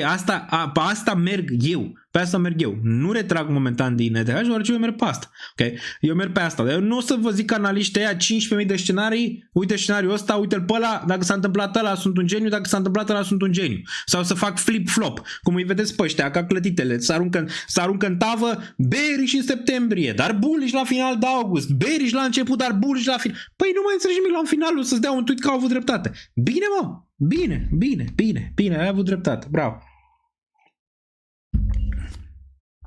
Nu cred că mai este timp pentru mișcarea aia run 6K drop la 4K după un Q4 2025 și posibil și final de ianuarie. V-am mai explicat și v-am mai zis ceva. Toate astea ce am zis despre ETH s-au cam întâmplat. Poate se întâmplă și aia. Țineți minte, v-am zis că Ethereum poate să ruleze singură la un moment dat în timp, gen 2026. E posibil să vezi Bitcoin la 80.000, 90.000, abar n-am, și e posibil să vezi ETH peste all-time high peste 5.000. E o posibilitate. Pentru 2026 să vezi o schimbare de genul ăsta în matrice, în ceea ce privește ETH. Să nu mai țină. Deja sunt semne. Uite, care sunt semnalele după care mă iau că e posibil septembrie să nu fie atât de bearish pe cât preconizează, să zicem, ca să vă zic și pe dată, preconizează momentan analiști. Una dintre ele este dominanța aici. Una dintre ele este dominanța care arată așa. Okay? Deci dominanța arată așa. Septembrie bearish și eu zic că deja am avut un front run la septembrie. Pentru că mulți s-au așteptat la corecția în septembrie, e posibil să venit acum, mai devreme, pe asta pe care am văzut-o, da? Te uiți la dominanță și zici, băi, nu arată aici prea sexy. Gen arată că altcoin-urile vor performa cât de cât. Că vor fi versus Bitcoin și versus USD sau doar versus Bitcoin rămâne de văzut. Că asta e o întrebare. Dar cu dominanța arătând așa, cumva te pune pe gânduri. Zic, băi, vine corecția în septembrie cu dominanța așa? Garda de beri și-a spart 58%? Nu, pare că se va întâmpla mai repede ca să-i tragă pe ăștia, cumva. Mai sunt alte chestii, de exemplu, arbitru. Ați văzut că altcoin-urile n-au mai făcut noi minime, corect? Dacă ne uităm aici la altcoin, uite, de exemplu, arbitru. Bitcoin a scăzut, a tras piața. Băi, când scădea Bitcoin aici în trecut, da? Dacă te uiți în trecut, e o schimbare matrice, asta vreau să vă zic. Când scădea Bitcoin, uite, a scăzut de aici din topul ăsta, păi a scăzut Bitcoin de aici, a scăzut 11%. Oleo, păi când scădeau Bitcoin 11%, arbitru era în bottom și făcea noi minime. Nu mai e, uite. Nu mai e momentan. Uite la aici, arbitru, care ușor are acel raliu de necredință. Cel puțin asta arată. Ăsta ar putea fi raliul de necredință în ceea ce privește aici arbitru.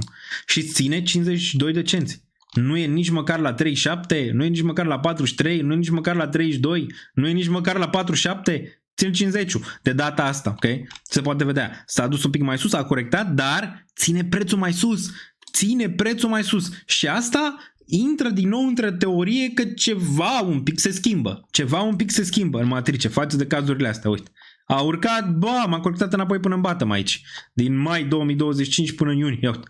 Ce a făcut aici? Bam, până în regiunea asta de bată. Aici nu, uite, Bitcoin a corectat, bam, minim în urcare, Bitcoin a corectat, bam, minim în urcare, Bitcoin a corectat, bam, ține suportul aici.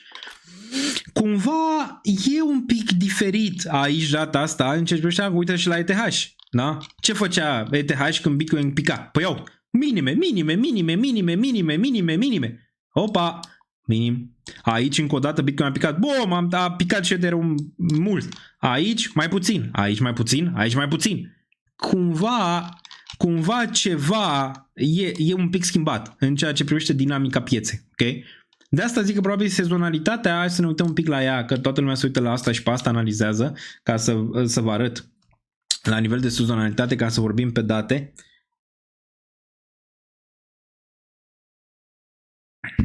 Aici putem să vedem așa. Deci, putem să vedem septembrie. Septembrie media. Să vedem average. Average-ul aici 6,42, medianul la minus 12. Minus 6, minus 12. Deci de asta, dacă vreți să știți de ce majoritatea analiști sunt bearish, păi să uită la asta, să uită la faptul că piața a făcut un all-time high, să uită un pic la bursă care e un pic sus și asta îți analizează și îți dă o tendință de bearish în septembrie, da? Ca să-ți zic de ce majoritatea sunt bearish în momentul de față. Și văd o corecție. Dar dacă te uiți ce trebuia să se întâmple aici, păi februarie aveai plus 11% în average. Martie aveai plus 18% în average. Aprilie aveai plus 19% în average. Ce a făcut aici ETH? Păi uite și tu aici ce a făcut. Uite ce a făcut. Minus 31, minus 18, minus 1,5. E un pic diferită sezonalitatea de data asta. Nu mai e chiar așa aici. Ok? Nu mai e chiar așa. De asta am tendința de a crede că septembrie posibil să-l o facă taurii aici în continuare. Poate să le dea un hook la început de lună, dar ulterior eu cred că septembrie pentru ETH, țineți cont, va închide verde. Pentru Bitcoin e o altă discuție acolo. Deci ETH probabil va închide bine, îl văd mai sus. Bitcoin e o altă discuție deoarece e un pic slab. Miroase slăbiciune. Nu știu dacă poate să întoarcă peste all-time high, adică la de la 123.000 în septembrie. E posibil să stagneze, să pune bottom-ul la 102.000, să întoarcă înapoi la 115-120 în zona aia. Și în tot timpul ăsta, pe corecția respectivă pe care am văzut-o și din topul precedent, că trebuie analizat și asta, Ethereum să-ți facă all-time high, peste all-time high și cât de cât alturile să-ți performeze în zona asta. Mulți acum se așteaptă la perioada asta, nu știu, pare așa ușor. Poate să fie ușor. Doamne ajută să fie septembrie corecție, să facem all-time high peste all-time high în octombrie, noiembrie, decembrie. Dar nu cred că e atât de ușor. E posibil septembrie să fie bullish și e posibil să-ți dea o de-asta. Octombrie, noiembrie, decembrie bearish sau, nu știu, octombrie, noiembrie bearish, ceva de genul ăsta. Să intri în ianuarie cât de cât cu semne de întrebări ce se întâmplă mai departe. Deoarece în piețe de obicei nu e ușor, cum n-a fost nici aici ușor. Adică a încercat să te scoată înainte de asta, înainte de ce vedem aici în ceea ce privește ETH, da? Deci, mențin momentan teoria asta ca să facem o concluzie ce cred la Ether și apoi vedem ce se întâmplă și la Bitcoin. Mențin teoria că da, e o proprietate în continuare, chiar că asta urcă peste. Ieri făceam analiza în Patreon și ziceam că da, probabil vom testa regiunea asta, nu mai știu pe ce exchange am făcut analiza, uite aici pe Coinbase am făcut-o, deci eram pe aici ieri, pe Patreon, în regiunea asta, apropo, aveți 25% la reducere în Patreon, aveți link-ul în descriere, ok? Pentru Patreon. Deci, făceam analiza asta, ziceam că da, nu știu cât poate să meargă, 4650, 4670, dar eu probabil să încerce asta înainte de o urcare, adică o corecție, un pullback spre 4382 în continuare aici, mergând spre ce se va întâmpla săptămâna viitoare, cred, nu? Da, că avem finalul de lună duminică, nu știu dacă o să fiu duminică prezent, rămâne de văzut, da, finalul este pe 31, este duminică și avem șomajul vineri. E posibil mai repede la șomaj să facem un live miercuri-vineri, săptămâna viitoare. Vedem cum începe. Dar e posibil să-ți dea o de asta. De ce? Păi Bitcoin. Acum nu știm cât de deep se va duce Bitcoin și cât de deep se va duce ăsta. Poate să ducă mai jos, să-ți facă un nou minim undeva spre 4200. Rămâne de văzut. Poate să-ți facă undeva 4100. Poate să facă un deep sub 4100. Dar prevăd că e posibil să vezi asta înainte de a vedea septembrie 5300-le. Pentru septembrie. Deci e posibil să dea un hook aici micuț și apoi mai departe, da? Dar cred că și Bitcoin și Ether aici vor pune subsolul aici, uite, la Bitcoin mult mai accurate analiza din Patreon, se poate vedea până în regiunea asta de 113.000 era targetul, probabil va încerca spre range-ul ăsta noaptea asta, dar ulterior e posibil să vedem asta. Nu știu, nu miroase aici bată momentan pentru Bitcoin din regiunea asta, nu miroase încă bată. De aici. Ar putea fi aici, bată-mă, 107-104 în ceea ce privește Bitcoin și 104 ar face cât de cât sens dacă ne uităm la nivel de, dacă ne uităm un pic la nivel de EMA-uri, dacă le mai găsim. Nu știu ce s-a întâmplat aici. Nu mai găsim graficul. Unde e graficul? Găsește graficul unde nu mai e. Uite. Bun. Hai să ne uităm un pic la daily, la nivel de EMA-uri aici. Bun, și facem așa. Bun, da, încă mai e 113, poți să mergi să retestezi din nou regiunile astea de aici, ok? Să retestezi poate 114.5, ai testat 100 EMA-ul, a găsit suport, cum a găsit aici. Întrebarea e, face bottom cum a făcut aici în iunie 2025 la linia albastră, la 100 EMA sau merge un pic mai jos? E posibil să meargă un pic mai jos data asta, să-ți facă un pic corecție un pic mai joasă, adică spre regiunea asta de aici, 200 moving average la 101. E posibil să tindă bottom-ul data asta spre 200 moving average în ceea ce privește Bitcoin. Aș fi șocat dacă l-ar face aici, dar nu dă încă, să zicem. RSI-ul mai vrea un pic dacă te uiți pe daily. Stocasticul la fel aici, poate un lateral. MACD-ul începe să arate interesant, dar nu cred că va face cross-ul prea curând. Iar weekly-ul s-a întâmplat asta la Bitcoin.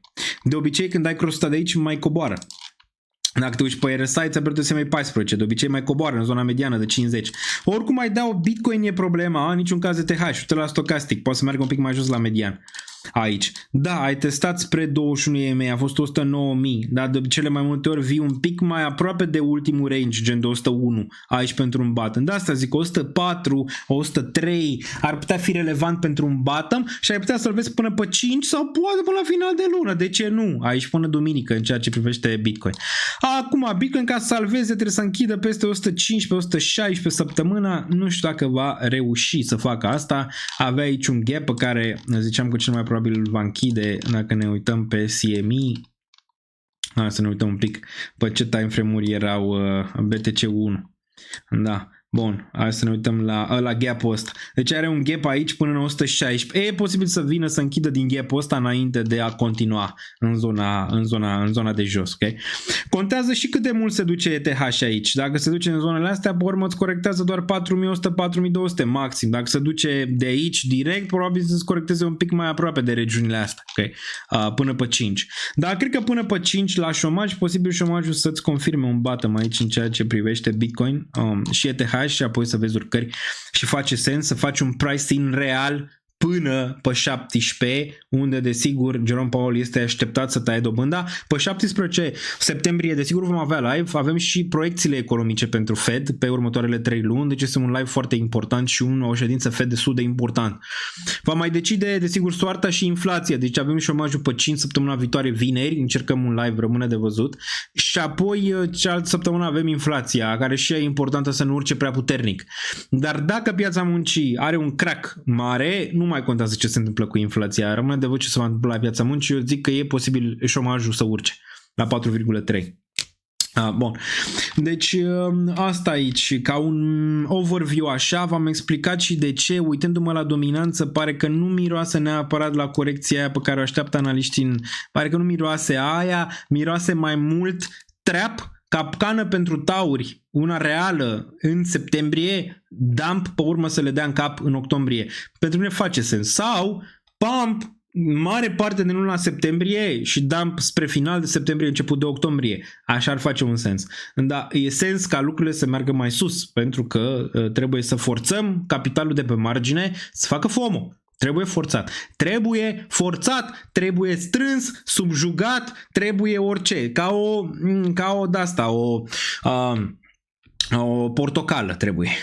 Bun, unde sunt sutele de X-uri? Zice Vincent Style. Sutele de X-uri niciodată. Nu să zicem că nu ar trebui să ai o idee pe sute de X-uri. Trebuie să ai o idee cât de cât reală în ceea ce privesc piețele financiare. Dacă intri cu ideea de 100 de X-uri, o să pleci cu ideea de 100 de X-uri, dar poate negativ.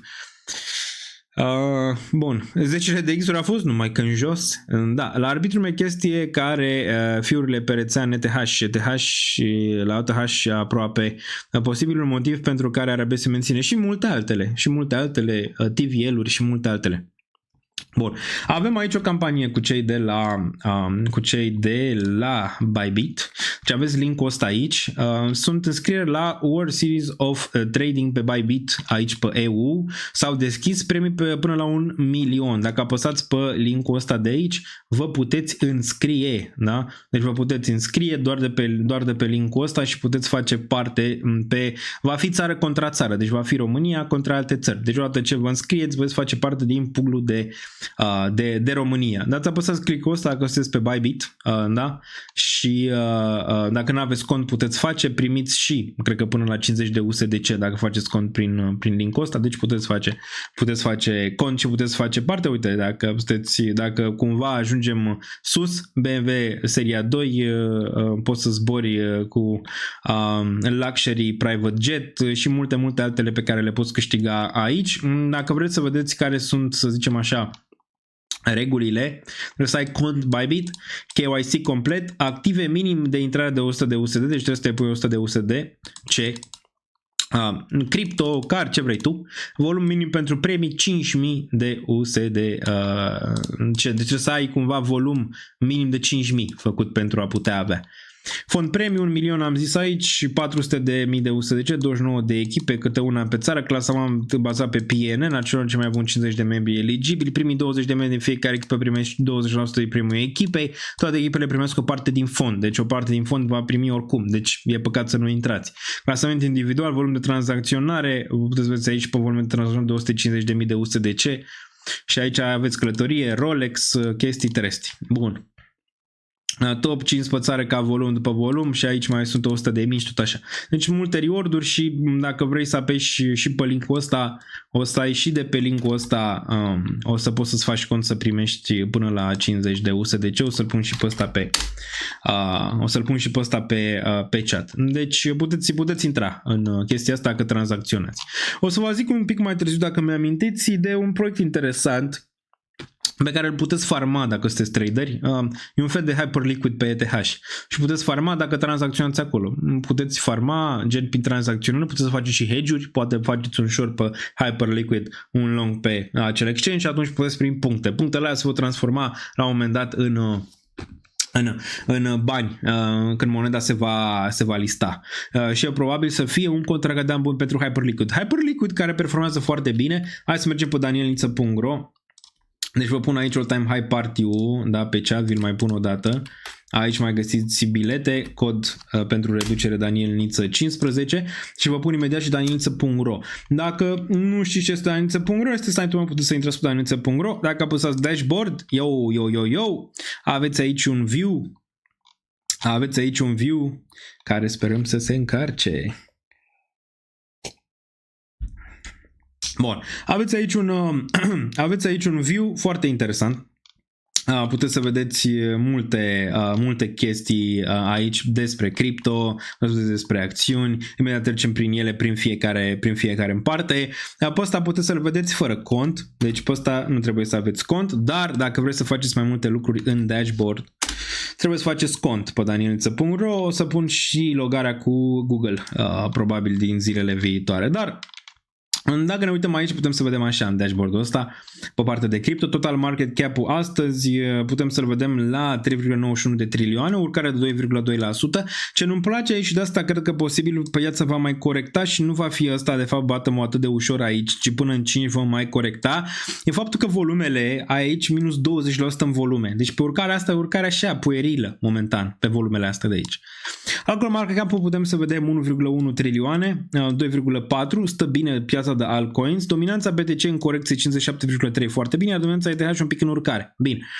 Ne uităm și la dominanța ETH și la USDT.D un pic mai târziu. Bitcoin 112.436, Ethereum 4.635, binișor, plus 2,39 pe ultimele 24 de ore, XRP-ul 3% aici. Urcare, BNB 866, urcare de 1,6, Solana 797, Doju 3%, Tron corectează un pic, Cardano, Hyperliquid de all-time high, $50 aici pentru Hyperliquid. Băi, cum l-am pierdut pe ăsta la $10, incredibil. Țineți minte că voiam să iau la 10. Dar dacă și cu parcă n-am mai avut lichiditate acolo, doar ce atunci pe ca să și ETH și am ales ETH și e ok. Chainlink 24, probabil ăsta mai sus ulterior. Trebuie să vedem aici ce se întâmplă și pe ultimele 30-90 de zile, cine a performat cel mai bine, OKB, o performanță foarte bună, peste 200%, Bio, Cronos, Mental, trebuie să vedem pe astea, Chainlink, cu Qtum, IOTX-ul, Morpho și MX Token, care performă foarte bine. Suntem în zona neutră, deci am picat din zona de maxim care a fost atinsă pe 14 august, pe 26 în zona cât de cât de minim, de 43 pentru Fear and Greed. Un Fear and Greed cât de cât decent aici pentru piață, nu ești în hype momentan, piața își pune întrebări despre septembrie, e ok, poate mai facem un pic în regiunea asta de aici, dar nu cred că vom sta mult în regiunea asta de fric momentan. Dacă ne uităm un pic la acțiuni, acțiunile se țin cât de cât astăzi, 0,24 indicele S&P 500, Dow Jones undeva la 0,31, iar US 100 Nasdaq 0,16. Neutru momentan, volatilitatea face un push up aici și treasury bonds, TLT-urile urc, coboară undeva la 0,21%. Tehnologia performează cel mai bine astăzi, vorbim și despre earnings-urile de la Nvidia care va raporta Nvidia pe venituri undeva după ora 23 ora României, nu știm dacă vom sta, rămâne de văzut, încercăm, dacă stăm închidem bursa americană și ne uităm și la earnings-urile Nvidia, dar vă zic așa la ce să vă așteptați imediat. Consumer Defensive urcă bine, Healthcare-ul bine, Financial Services foarte bine, printre cele mai bune astăzi, energia aici, nu știu dacă a făcut Trump ceva sau nu a făcut, dar energia performează foarte bine, iar partea de utilities și ea cât de cât bine. Ce nu performează, Communication Services și Consumer Cyclical aici. Am văzut că economia SUA încetinește și am văzut că GDP-ul nu mai arată atât de sexy cum arăta în trecut. Inflația la 2,7%, inflația core 3,1 în urcare de la 2,9%, unemployment rate-ul la 4,2 în urcare de la 4,1%, dar nimic relevant, trebuie să vedem că la 4,3 pe 5, non-farm payrolls doar 73.000 de locuri adăugate de muncă, dobânda încă la 4,5, dar cu ceva pentru tăiere în septembrie. FOMC următorul este pe 17, deci acolo vom vedea ce se întâmplă politica monetară. Acțiunile în grid, mai în grid ca criptomonedele. Aici putem să vedem că maxim a fost atins pe 28 iulie și acum stăm un pic aici, minimul a fost atins pe 22 august, stăm un pic în lateral. Hai să mergem un pic individual să vedem ce se întâmplă. Imediat. Bun. Trebuie riscat. O analiză pe Riot. Mai verificat și butonul de like. Teoria lui Ben e că dominanța se duce în sus în septembrie-octombrie. Ne uităm imediat și la asta să vedem dacă e relevant sau nu. Bun, salutare, ce face ENA? Ne uităm și la ENA imediat, aveți puțină răbdare să trecem un pic prin aceste analize. Bun, dacă ne uităm aici la cripto, Dăm să dăm total market cap-ul 3,91, am mai vorbit despre asta. Hai să ne uităm un pic aici la 24 de ore. CRO, foarte bine, ne uităm la planețele. CRO, 30% urcare foarte frumoasă, 0,26 de cenți. Ăsta eram oricum bullish pe el, ziceam probabil va testa în ciclul ăsta 30-50 de cenți. Merge spre regiunea, deci ceva profit acolo ar fi irelevant, că mă toți întrebați de el. Solana a început să urce aici și ăsta e un lucru un pic negativ. Trebuie să ne uităm, să-mi amintiți la Solana ETH neapărat să ne uităm. Doar ce pare că performează un pic mai bine în ultimele zile. Form aici, Jito, odată ce Solana performează și ăsta, probabil ne putem așa lucruri bune și de la Pengu în viitor, având în vedere că Solana a început ușor să performeze. Hype aici, Battle vine al $50 să duce rachetă, OKB-ul 7%, CRV-ul 7,14%, SPX undeva la 6,8%, Bitcoin Cash 4,63%, Ray undeva la 10%, Pump-ul pompează și el un pic aici undeva la 9,76%, dar bine, pe ultimele 24 de ore destul de mult verde, inclusiv Doge care stă binișor aici, inclusiv Atomul care pune o mică urcare de 2%, la fel și tăta 0,8%, dar un mic super wow. Pe ultimele 7 zile putem să vedem AAVE care stă bine, Jito, Hype, Sol, Ethereum, Form, CRO. Pe 7 zile 86% aici, excelent. Pe 30 de zile tot CRO stă binișor, Aero, OKB, MNT, Link stă și el excelent aici. Pe 90 de zile dacă ne uităm, Ethereum 73% pe ultimele 90 de zile, Pengu 160% în continuare, menține 3 cenți ăla.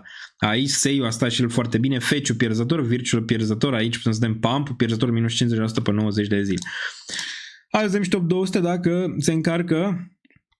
Bun, top 200, putem să ne uităm aici, Dog, în cât de cât relevant, Syrup, binișor, 13,98, ZEC, Zcash 4,43, Bio 6,2 pe corecție, SNX undeva la 7,43, Axelar urcă un pic BIM-ul, probabil gaming-ul va reveni spre final de an cel mai probabil. Aici OM-ul, nu avem ce vorbi de el, și-a făcut și-a jucat povestea, Dog undeva la 8,58. Și cam atât momentan. Pithu, dacă ține 10 cenți, ăsta e bine. E bine aici pentru el.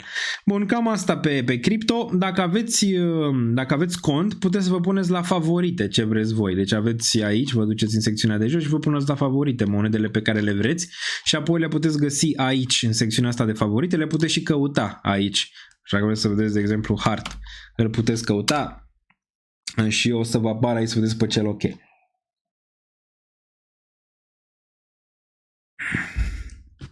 Bun, putem să vedem aici Hartul, da? Puteți să apăsați și pe el și vă duce unde e.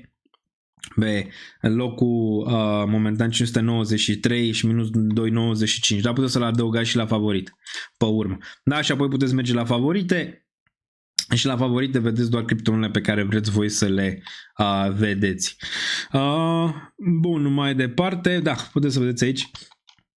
Puteți să vedeți aici ce criptomonede am pus eu la favorite. Eu pusesem top 50 la un moment dat. Se poate vedea. TIA 1.7, nici măcar TIA n-a mai făcut un nou minim. Deci cumva e acolo ceva, dacă nici TIA n-a mai făcut un nou minim. SUI stă destul de binișor. Bun, dacă vreți să vedeți și zona de stocks, la fel trebuie să faceți cont. TIA, uite, am vorbit acum de TIA. Dacă se mai întâmplă ceva între timp aici, mai mă uit rapid. Să vedem dacă se mai întâmplă ceva. Imediat.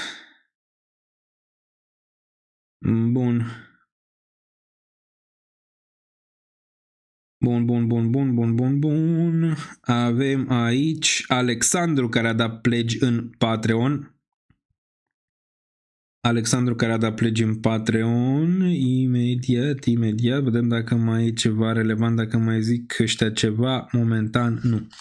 Bun, hai să ne uităm la view pe acțiuni pe care îl vedem și pe ăsta tot într-un singur loc. Putem să ne uităm aici Microsoft 0.92. Mai avem cineva din Emirate care a dat pledge, Radu, bine ai venit în zona de Patreon. Bun. Mergem mai departe. Deci dacă vedem aici Microsoft un pic pe urcare, Nvidia înainte de earnings-uri și ajungem și acolo, avem undeva $182 la earnings. Eu zic că vor fi cât de cât ok earnings-urile pentru Nvidia. Palantirul care, miroase aici până la urmă un top. Am vândut deja 50% din poziția de Palantir luată la un preț mediu de 13 din corecțiile alea din trecut de acum ceva ani, dar am ieșit cu jumate, măcar la fel ca la Bitcoin, am ieșit cu jumate. Amazonul 0,21, Tesla neutră bursa, după cum se observă aici, Berkshire al lui Buffett neutru, JP Morgan neutru, Wells Fargo stă cât de cât bine. Da, cât de cât neutră bursa, energia stă bine aici, destul de bine. La fel și aici, aveți pe sectoare, vă puteți uita pe sectoare, vă puteți pune la favorite, acțiunile care vă interesează și toate cele, da? Hai să suntem de pe 7 zile, cum ar putea arăta. Aici, dacă vrea să se încarce, pare că nu vrea, ne uităm mai târziu pe 7 zile, momentan încă se lucrează în backend la el, dar e aproape gata, o să fie și pe telefon. O să fie făcut și pe telefon și o să puteți avea o mini aplicație pe care o să o deschideți să primiți și mesaje de la el.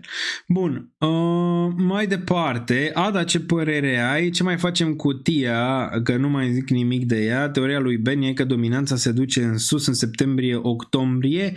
Ajungem și acolo. Dominanța momentan nu pare că se va duce în sus în septembrie. Ar putea fi în octombrie să ducă în sus. Ar putea fi cât de cât relevant în octombrie. Ok? Ar putea fi relevant. Bun, altceva. Trebuie riscat o analiză pe Riot. Top local cu ULFI. ULFY. La ce te referi la top local? La cine? Exact, la top local. Bun. În 2 secunde.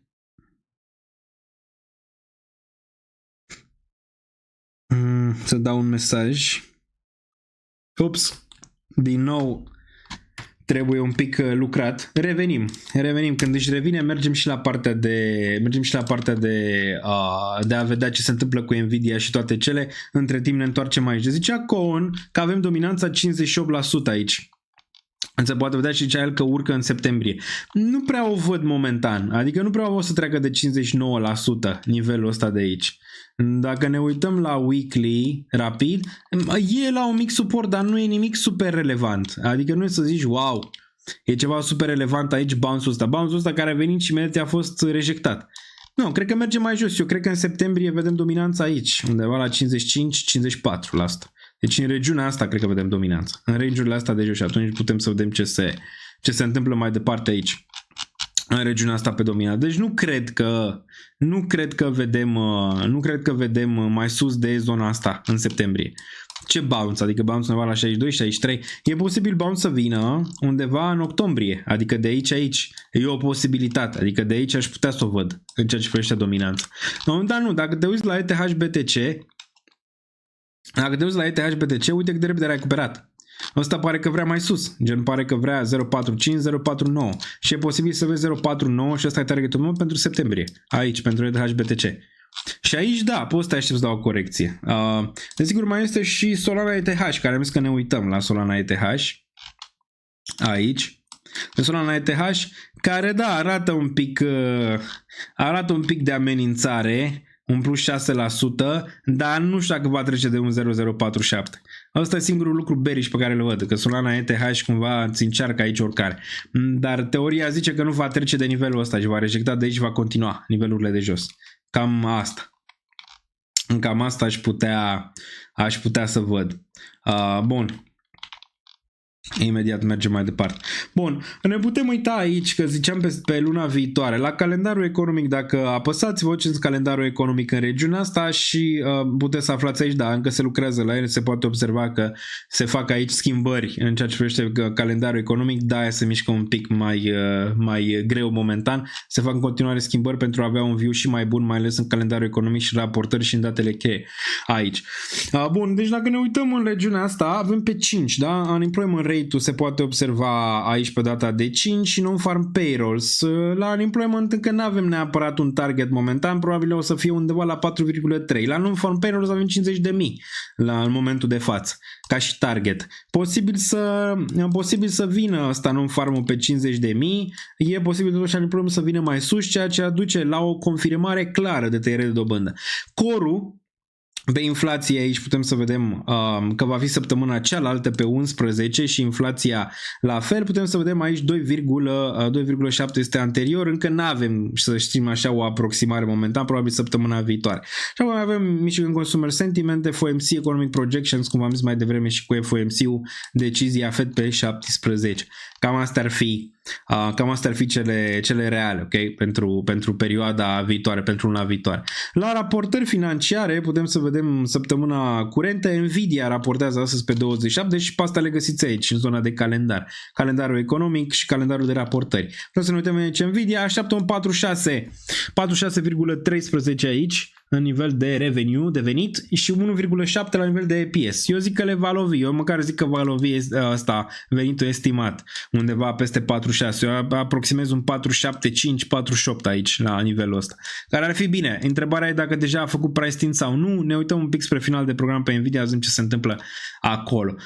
Restul nu prea raportează, deoarece multe deja au raportat pentru trimestrul precedent. Bun, puteți să ne uităm până la viitoare și celelalte. Mai aveți și zonele astea date cheie, aici puteți să vedeți un overview la ce vă puteți aștepta pe luna asta, august, care aproape s-a terminat, o să fie puse și pentru septembrie. Da, mai avem doar câteva lucruri aici interesante. Am văzut simpozionul de la Jackson Hole interesant, mai avem Core PCU și cu personal income-ul. Core PCU care va fi vineri, ăsta ar putea să aibă și el un impact interesant aici. Mai aveți desigur și secțiunea de portofoliu, vă puteți face portofoliu aici, și de acțiuni și de criptomonede. Mai aveți zona de token, zona de investitori, aici vedeți ce mai dețin ceilalți investitori, zona de consultanță aici, interesantă și ea imediat vară. Deci în zona de portofoliu puteți spune portofoliu, vă arată, zicem, pe zone de procentaje, că sunteți pe plus pe fiecare, un grafic de genul ăsta, că sunteți pe plus pe fiecare, ăsta l-am pus eu așa la nimereală. Da, de când l-am pus se poate vedea aici ce plusuri sunt de când am pus acest portofoliu. 65% pe ETH, 13% pe Ethena, l-am pus așa la nimereală, 14% pe Bitcoin, se poate vedea. Deci dacă ați făcut și voi când am luat eu pozițiile astea de aici, în zona, nu știu, ia să vedem, când a fost, pe 17 aprilie, pe 5 mai, puteți să vedeți aici zonele. Dar vă puteți să luați și voi portofoliu și puteți să vedeți că sunteți pe plus, să zicem, pe portofoliul ăsta overall, pe ultimele 24 de ore și toate. Faceți și chestionarul ăsta de la Învață, ca să aveți aici profilul de risc, deoarece e important să știți că poate altcoinurile nu sunt pentru voi de investit. Ok, mergeți la secțiunea Învață și aici vă faceți chestionarul ăsta. Se poate observa și treceți prin el, că e foarte important de făcut. Aveți secțiunea de investitori, aici puteți să vedeți niște portofolii a unor investitori un pic mai mari, care, nu știu, Warren Buffett, Michael Burry și toți cei care deja au raportat, da? Asta e din martie, o să fie și ăsta updatat pentru acum, pentru că au raportat din nou în august. De obicei se raportează o dată la 3 luni, da, trimestrial. Vedeți aici ce dețin și ei, poate, nu știu, vă inspirați de la ei, vedeți ce deține fiecare și vă mai inspirați. La consultanță, aici consultață cu Daniel Niță puteți face, cred că săptămâna asta 5-6 persoane deja, dar puteți lua de aici consultanță sau din Patreon, ok? Din ambele zone puteți lua consultanță. AI-ul va fi și el implementat, va fi desigur Gigel implementat aici, o să vă pot să răspunde la întrebări, o să-l facem super smart pe Gigel. Hai să vă dau așa niște preview-uri din Discord. Puteți intra în Discord, apropo, aveți în descriere Discord-ul. Intrați în Discord, este absolut gratuit, puteți intra acolo și puteți discuta cu ceilalți membri pentru, nu știu, a vă ajuta reciproc sau a vă pune întrebări. Dacă ne uităm aici la niște conversații care au fost cu Gigel, imediat.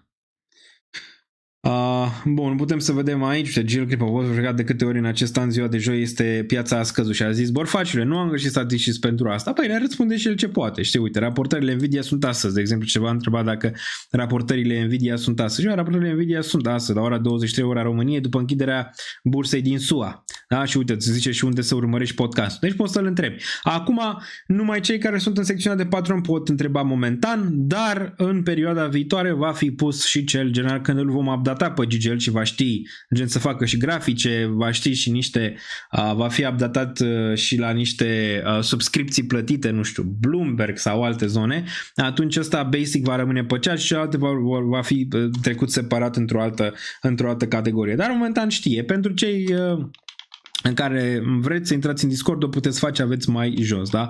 Deci la prețul curent, minus 24% pentru link, ai un profit frumos. Și eu întreabă aici dacă cât crezi că ar trebui să retrag 20% din poziția de link. Deci puteți intra aici. Asta va fi pus desigur și în secțiunea de dashboard aici și odată ce aveți contul să puteți interacționa cu el și de aici, probabil în următoarea perioadă. Altceva, nu cred.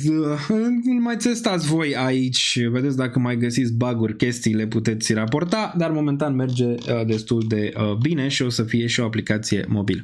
Bun.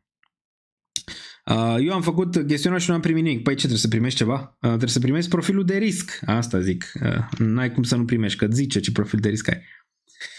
O analiză pe CRO, ajungem și acolo și la ETN ajungem imediat și la Arbitrum le facem pe toate imediat le analizăm. Deci ați înțeles teoria mea și ce cred și de ce titlul ăla nu este clickbait, nu-mi place să pun clickbait-uri, dar așa cred și așa văd perioada din septembrie. Sperăm să ne vedem cu toții. Sperăm să ne vedem cu toții la party-ul organizat în Vintage acolo, unde o să fie și o surpriză, sperăm. O surpriză mare, o surpriză destul de mare acolo, sperăm. Încă se discută, dar vedem. Bun, mai departe. Bun, pe Discord Gigel ne scoate din borfaș. Păi dacă le enervați, dar vedeți, este în viață. Deci na. Pot lua în bani pe Discord, pe dacă ai luat bani înseamnă că ai făcut ceva ce nu trebuie. Ai dat hate, ai dat la alți membri hate, ai încurajat alți membri să-mi dea hate sau alte chestii. Bun, mai departe. Take profit pe NIO. Să am văzut că și NIO a început să miște, ceea ce e bine. E bine deoarece vreau să vin și eu pe poziția pe profit. Portofoliu de acțiuni, de cripto de risc le găsiți în Patreon, toate cu zonele de intrare medie, tot anunțat în timp real, profitul pe fiecare în parte și ce urmăresc pentru perioada viitoare. Dacă vă uitați la portofoliul meu de acțiuni, o să faceți cruce, pentru că am niște profituri acolo vă vine să urcați pe pereți. Din păcate, cum mai dau ponderea, e undeva 70-30. Am 20-30% în acțiuni, 70% în cripto. Doar și în cripto am profitabilitate. Dar acțiunile, băi, chiar au performat bine dacă mă așteptam. Cele pe care le-am luat, gen Nvidia, Palantir, Tesla și toate celelalte, Meta, au performat, s-au dus rachete. Bun, și am început să vând și din alea, desigur. Bun, s-a lansat Flagship AI Agents, check it, ne uitam întâi de toate, hai să vă arăt ce puteți farma. Din nou, n-am niciun fel de sponsorizare cu nimeni, e doar ceva care ar putea, dacă tranzacționați, să-l farmați. Am anunțat azi pentru cei din Patreon, vă anunț și pe voi. Aici 2 secunde. 2 secunde, putem să vedem că Gigel aici e în formă. Răspunde la întrebări, răspunde Gigel la întrebări aici pe bandă rulantă. În zona de Moon. Bun, da, ziceam de ăsta. Ziceam de ăsta, de Lighter. Nu știu dacă ați auzit de Lighter. Pentru cei care tranzacționează și vor să farmeze proiecte noi, țineți ochii pe Lighter. Lighter, dacă apăsăm aici pe X, 2 secunde, să vedem unde ne duce. Țineți-l pe radar, nu știu. Pentru gen farmare. Acum la listare nu știu exact ce va face, dacă va face bine sau nu, dar este un concurent pentru Hyperliquid, dacă ne uităm aici acest Lighter. Se poate vedea, deci este un exchange descentralizat care face Hyperliquid, dar e pe Ethereum și vine prin custom ZK, prin circuite ZK. Interesant. Puteți tranzacționa pe el și face puncte. Când tranzacționați long, short, faceți puncte, dacă aveți și o poziție, să zicem, profitabilă, faceți și mai multe puncte și punctele alea se transformă în airdrop la final. Și uite ghidul aici. Ghiduri de strategie pentru puncte, tokenuri cu lichiditate mai mare, adică transformați BNB, XRP, mai multe puncte decât BTC ETH, spread mic plus levier până la 20x, PNL-ul pozitiv va duce plus 30% mai multe puncte, sistemul recompensează câștigurile reale, nu doar volumul. Raport sharp ridicat peste 5-20% puncte extra. Ok, și toate cele. Volume moderate, nu tranzacționați mai multe portofele, 10-300 $, aici pe volume și încercați, puteți face și hedge. Adică puteți lua short pe Hyperliquid, le în cealaltă parte și faceți un hedge, să zicem, din perspectiva asta și faceți puncte. Dacă aveți timp și chef, ok, puteți face asta. Trebuie să știți un pic de Web3. Deci nu vă folosiți portofelele normale de Web3, faceți un burn de fiecare dată când tranzacționați pe de-astea, când conectați portofele, știți foarte bine. Da, e ceva care, nu știu, ar putea să vă aducă ceva din nimic, adică îl farmați din nimic.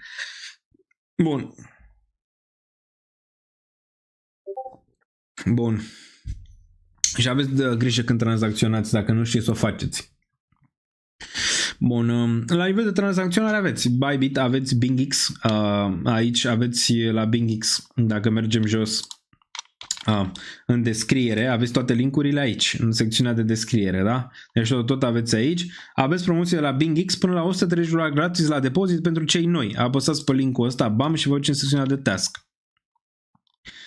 Se poate vedea aici. Faceți toate tascurile astea de aici, faceți cont de pe linkul ăsta și puteți primi. First depozit de $100, primești $10 în token voucher, încă 5, tot așa. Aveți aici multe pe care le puteți face unlock peste unlock peste unlock. Dacă depuneți cu cardul, din nou aveți promoții pentru BingX, uite, până la 60% dacă depui cu cardul, dacă apeși pe linkul ăsta. Bam. Se termină asta în 2 zile. Poți să iei până la 60% în $60 în rewards aici pentru BingX. Bun, și Patreon, am zis 20% reducere în Patreon, aici în prima lună, apăsați pe butonul ăsta. Bybit, am zis mai devreme, puteți lua, cred că până la $50 USDC și înscrieți-vă, aveți linkul sus aici, înscrieți-vă la concursul respectiv. Aveți VPN, NordVPN, dacă vă place VPN și aveți nevoie, eu am nevoie de multe ori de NordVPN, mai ales dacă stau în afara țării, mai vreau să mai conectez la niște chestii pe România, folosesc VPN-ul, dar îl folosesc și în aeroport și multe chestii, orice n-am încredere în Wi-Fi-urile de genul respectiv. Aveți aici reducere până undeva la cât 70 ceva la 100 reducere și 74% pe 2 ani. Planuri. Le găsiți în descriere și pe astea.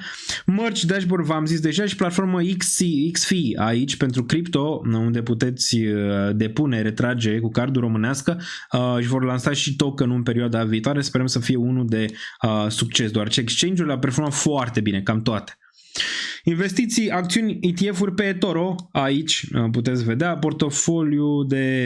portofel de rece, trezori, ledger le găsiți aici, Discord-ul, neapărat, social media o găsiți aici, Instagram, da, și pe Instagram poate trecem și de 20.000 la un moment dat în viața asta, Twitter-ul găsiți aici, TikTok-ul găsiți aici, Telegram-ul găsiți aici, e și la destul de activ, dar dați și pe Instagram. Doar ce creștem destul de greu, uite, am pus 100 de follow-uri pe Instagram, de la 17.000, 117.200 găsiți aici, ok? Real Daniel Niță, deci Real Daniel Niță mă căutați și pe Instagram. Bun, noi mergem mai departe, că nu terminăm aici acest live, Ethereum cumva nu știe ce vrea de la viață, pentru că hai să analizăm un pic regele. Regele care ne face probleme, regele aici, regele este bearish, după cum ziceam mai devreme, cam pe asta mă aștept la rege, aici să facă, adică să vină spre regiunea asta și apoi să corecteze, dar să ștergem acest grafic, să ne uităm la el structural. Bun. Ai nivelul ăsta, poți zice un mix fake out, sunt nivelul ăsta de aici de 100, cât a fost? 111.000, nivelul ăsta ar fi undeva la 112, un mic fake out și o redresare a situației. Pe urmă avem zona de 105.000 cât de cât ca suport, dacă ne uităm din trecut, weak aici, suport aici, rezistență aici. Se poate vedea rezistență, suport. Destul de clar regiunea de suport va fi. Și apoi ai 102.000 din range-urile astea de aici. Ai rezistența asta, ai suportul ăsta, ai suportul ăsta, ok? De aici. Deci eu zic că sunt șanse în continuare să-l vezi pe ăsta aici. 105, 102 și e posibil ca ăsta să fie bottom în ceea ce privește Bitcoin. Să facem un pic mai jos, vedem, da, eu zic că ăsta. Și cumulează un pic și cu 200 moving average, nu mai am voce, s-a adus vocea. Mersi Melissa pentru link-uri, dacă poți să le pui pe chat ar fi perfect. Apreciez. Pe Melissa o găsiți și pe ea pe X, pe Twitter. Bun. Deci dacă ne uităm aici la BTC, da, ai 200 moving average, ar fi normal, nu știu dacă face bottom similar cu zona asta, ar fi prea ușor, știi, să facă la 100 EMA la linia albastră, posibil un pic mai jos, iar la indicatori ne-am uitat mai devreme, se poate vedea aici, ne-am uitat mai devreme, pe termen scurt arată binișor, după cum v-am mai zis, poate un pump aici, dar ulterior probabil va merge mai jos. Până când? Până în 5, asta am zis, până în 5 septembrie, care ar fi undeva aici. Deci până în 5, zic eu că am putea găsi un bottom aici în regiunea asta, că e așa, ceva de genul ăsta aș putea vedea de la Bitcoin. Ok, și odată ce ăsta pune bottom-ul, atunci piața va exploda și aici mă refer la ETH și poate altcoin-urile. Pentru că odată ce ăsta pune bottom-ul, ce zice? Băi, bottom. Ok, Bitcoin în lateral. Perfect. Am mai făcut asta? Da. Hai să ne uităm și vă ziceam ce avem nevoie pentru ca altcoin-urile să performeze. Țineți minte. Trebuie să ne uităm, trebuie să ne ducem în 2021. Aici. Uite aici în aprilie ce s-a întâmplat, da? Uite ce s-a întâmplat aici în aprilie. Deci Bitcoin făcea chestii de genul ăsta aici în aprilie, deci în februarie făcea chestii de genul ăsta, în martie făcea chestii de genul ăsta, în aprilie făcea chestii de genul ăsta aici, da? Aici ăsta a fost altcoin season, dacă vă vine să credeți. Deci ăsta a fost altcoin season. Când ăsta în aprilie a pus bottom-ul la, interesant, la 100 EMA, vezi? Nu s-a dus la 200 aici, interesant. Băi, aici am avut altcoin season. Aici a fost, să zicem așa, hype-ul cel mai mare. Odată ce Bitcoin a făcut bounce din 48.000 până în 59.000 aici în 2021, toate au explodat. ETH, all-time high, peste all-time high, mult, nu știu, 4.000 cât a făcut atunci. 4.300, da, de la 3.500 s-a dus rachetă, altcoin s-a dus rachetă, știți foarte bine aici. Dar și aici. Aici cumva balena au ieșit în Bitcoin, au ieșit din Bitcoin. Aici altcoin-urile puneau minime în urcare, pe toată zona asta de aici. Aici când Bitcoin a corectat în regiunea asta, altcoin-urile s-au ținut foarte bine și aici am avut un bounce major, ok? Din range-ul ăsta. Și apoi am avut asta. Ok? Și apoi am avut asta. Septembrie ar putea să fie asta. Cât a fost aici pump? 22%, 23%. Yeah. 22-23%. Trebuie să nu facă all-time high. Dacă 20% de aici ar fi peste all-time high. Dacă s-ar duce peste regiunea asta, dar nu e nevoie să facă 20%, că acum ai capitalizare mai mare. Poate să facă un 15%. Adică să întoarcă aici până în septembrie. Să întoarcă în regiunea asta în septembrie. Și e suficient pe range-ul ăsta să vezi bubuiala, ok? Pe zona de altcoin și pe zona de ETH. Și de-abia apoi să facă poate asta în octombrie, să ducă pe aici, nu știu. Să ducă aici, până octombrie. Și pe urmă vedem. Eu zic încă că mai are una. Că e după aici sau ține nivelul ăsta și apoi se duce direct aici și mai face încă un maxim la 130-150. Eu zic că mai are una. Dar repet, nu cred că se va duce peste 150.000 în ciclul ăsta. Nu cred. Până nu văd, nu cred. În proporție, nu știu, bună, topul ar fi undeva 130-150 din punctul meu de vedere pentru Bitcoin în ciclul ăsta. Și face sens. Ethereum deja a făcut all-time high, altcoin probabil și ele vor încerca să prindă contur. O ultimă urcare aici ar putea fi și pentru ele, să zicem, zona de blow-off top, după ce probabil o performanță ai putea să o vezi în septembrie. Deci dacă te uiți aici în septembrie pe corecțiile astea, ai fi zis, wow, ăsta a corectat aici 25%. Hai să uităm cât a corectat acum. Deci aici a corectat 27%, aici a corectat 18%, aici a corectat 25%. Ce făcea ETH pe zona asta între februarie și aprilie? Ia să ne uităm un pic. Ce făcea aici? Ia. 2021. Trebuie să mergem un pic înapoi. Deci ce făcea aici? Da? Deci am avut februarie, regiunea asta a corectat, da, a corectat 35% aici, dar uite povestea. Bam, minim în urcare. Okay? Corecție și mai mică aici. Bam, aici, în aprilie, când Bitcoin a corectat, ăsta n-a mai corectat prea mult, ia uite. A venit din 2500 în 2000. A ținut 2000 și apoi când Bitcoin a făcut mutarea aia nici măcar peste all-time high, mutarea aia micuță de 21%, ce a făcut ăsta? A făcut 108% de aici. Deci pe mutarea aia micuță a Bitcoin, ăsta ia uite ce a făcut. Și de-abia apoi a venit asta. Deci n-aș fi șocat ca septembrie să fie... N-aș fi șocat să fim pe aici, prin range-ul ăsta, septembrie să fie ceva de genul ăsta, poate nu atât de agresiv, și octombrie să fie asta. Sau finalul de septembrie să fie asta, nu știu. Dar nu m-ar șoca. Nu m-ar șoca absolut deloc. Și apoi, da, ai putea face lateralul. Vezi că aici ai mai făcut un top. Ai putea face lateralul din septembrie-octombrie la final. Așa. Ai putea, aici a fost din mai până în noiembrie. Iunie, iulie, august, septembrie, octombrie, 5 luni. ai putea face 5 luni. Ia vedem dacă se pupă. 5 luni din octombrie, noiembrie, decembrie, ianuarie, februarie, martie. Da, se pupă. Se pupă. Martie, urmează aprilie, mai, cu tăiarea aia masivă de dobândă și plecarea lui Jerome Powell pentru ultimul top, pentru ETH. Deci, cam așa aș aproxima-o. Aș aproxima-o că putem vedea asta și apoi putem vedea un lateral mai mare. De vreo 5-6 luni. Octombrie până în martie. Și apoi următoarea zonă de top pentru ETH. Eu zic că așa ar putea să desfășoare. Ca o concluzie, că analizele astea, mai vedeți pe internet 3 minute de analiză. Ce să-ți faci în 3 minute de analiză? Trebuie să le pui cap la cap, să ai o concluzie și să poți să ai o teorie. Teoria ar fi că până pe 5, după cum arată Bitcoin, nu și-a pus bottom-ul și concluzia, ca să nu scade crește. Bitcoin probabil va mai corecta. 104, 102, rămâne de văzut. ETH probabil va trage. Nu știm cât. Rămâne de văzut cât îl va trage în jos aici. Posibil, nu știu, 4200 pentru ETH până atunci. Pe urmă, mă aștept la bottom și mă aștept la urcare în septembrie. Cât? Vedem, hai să facem niște targeturi aici, dacă chiar vine urcarea în septembrie. Dar vom mai face live-uri, nu vă impacientați. Pe urcare. Păi avem 5200 și desigur avem 6000 din zona asta de corecție de aici, ca target. Ok. Ca zonă macro, am mai discutat, dacă e să punem zona macro, singurul asset care n-a pupat și el 1618 este ETH aici. Mai macro, așa level. 7000 și ceva. Dar în primă fază, uite, 5800 vine la 1272. 5800.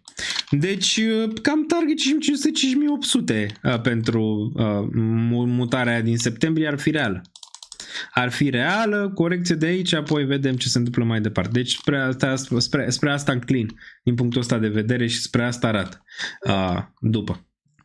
Hai să vedem și UST.de ce ne arată aici. Să vedem ce se întâmplă.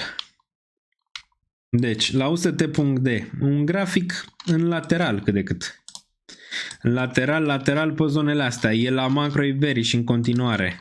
Nici pe 1 hour nu ți arată mare. Nu ți arată că ar pompa un pic și îți duce teoria aia că ai putea să vezi o corecție gen aici și de-abia apoi ai putea să vezi urcarea în piețe. Adică putea să vezi urcare pe UST.de și corecția până aici. Dacă ne uităm pe daily, nu ne zice mai nimic, dar tot bearish rămâne o altă distribuție. Dacă ne uităm la asta, țineți minte de aici când toată lumea se impacienta, vă ziceam, băi, ăsta doar are testat regiunea asta, stați cu minți. Stați cu minți și nu vă impacientați. La fel și aici, vă ziceam în nivelul ăsta, stați cu minți și nu vă impacientați că testați nivelul ăsta. Atâta timp când nu urcă, să zicem, agresiv în range-ul ăsta, gen spre 5, e ok, momentan doar distribuie. A distribuit aici, distribuie aici. Pentru unde? Target, dacă lucrurile merg bine, pe septembrie 37. Dacă mergi și mai bine sub 37 și sub 37 vezi altcoin season până în 2.5. Și aici, papa, la revedere. Acolo probabil va fi top. Total 3.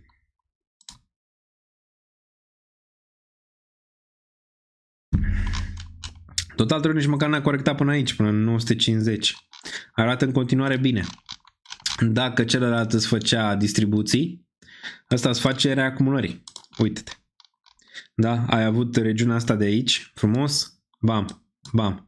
Regiunea asta acumulare, ori mai avut range-ul ăsta de aici, acumulare, acum ai range-ul ăsta de aici, deci ai avut pe ăsta, ai avut pe ăsta, ai avut asta, aici ai avut trend descendent, a schimbat, foarte, foarte frumos, minim în urcare, minim în urcare, minim în urcare, minim în urcare, aici frumos. În continuare bine, văd reacumulare la all-time high, aproape de all-time high. E bine și ăsta, l-am vrea breakout cât mai repede posibil, gen septembrie l-am vrea breakout în nivelurile astea și apoi corectiv să găsească suport la 1 trilion după.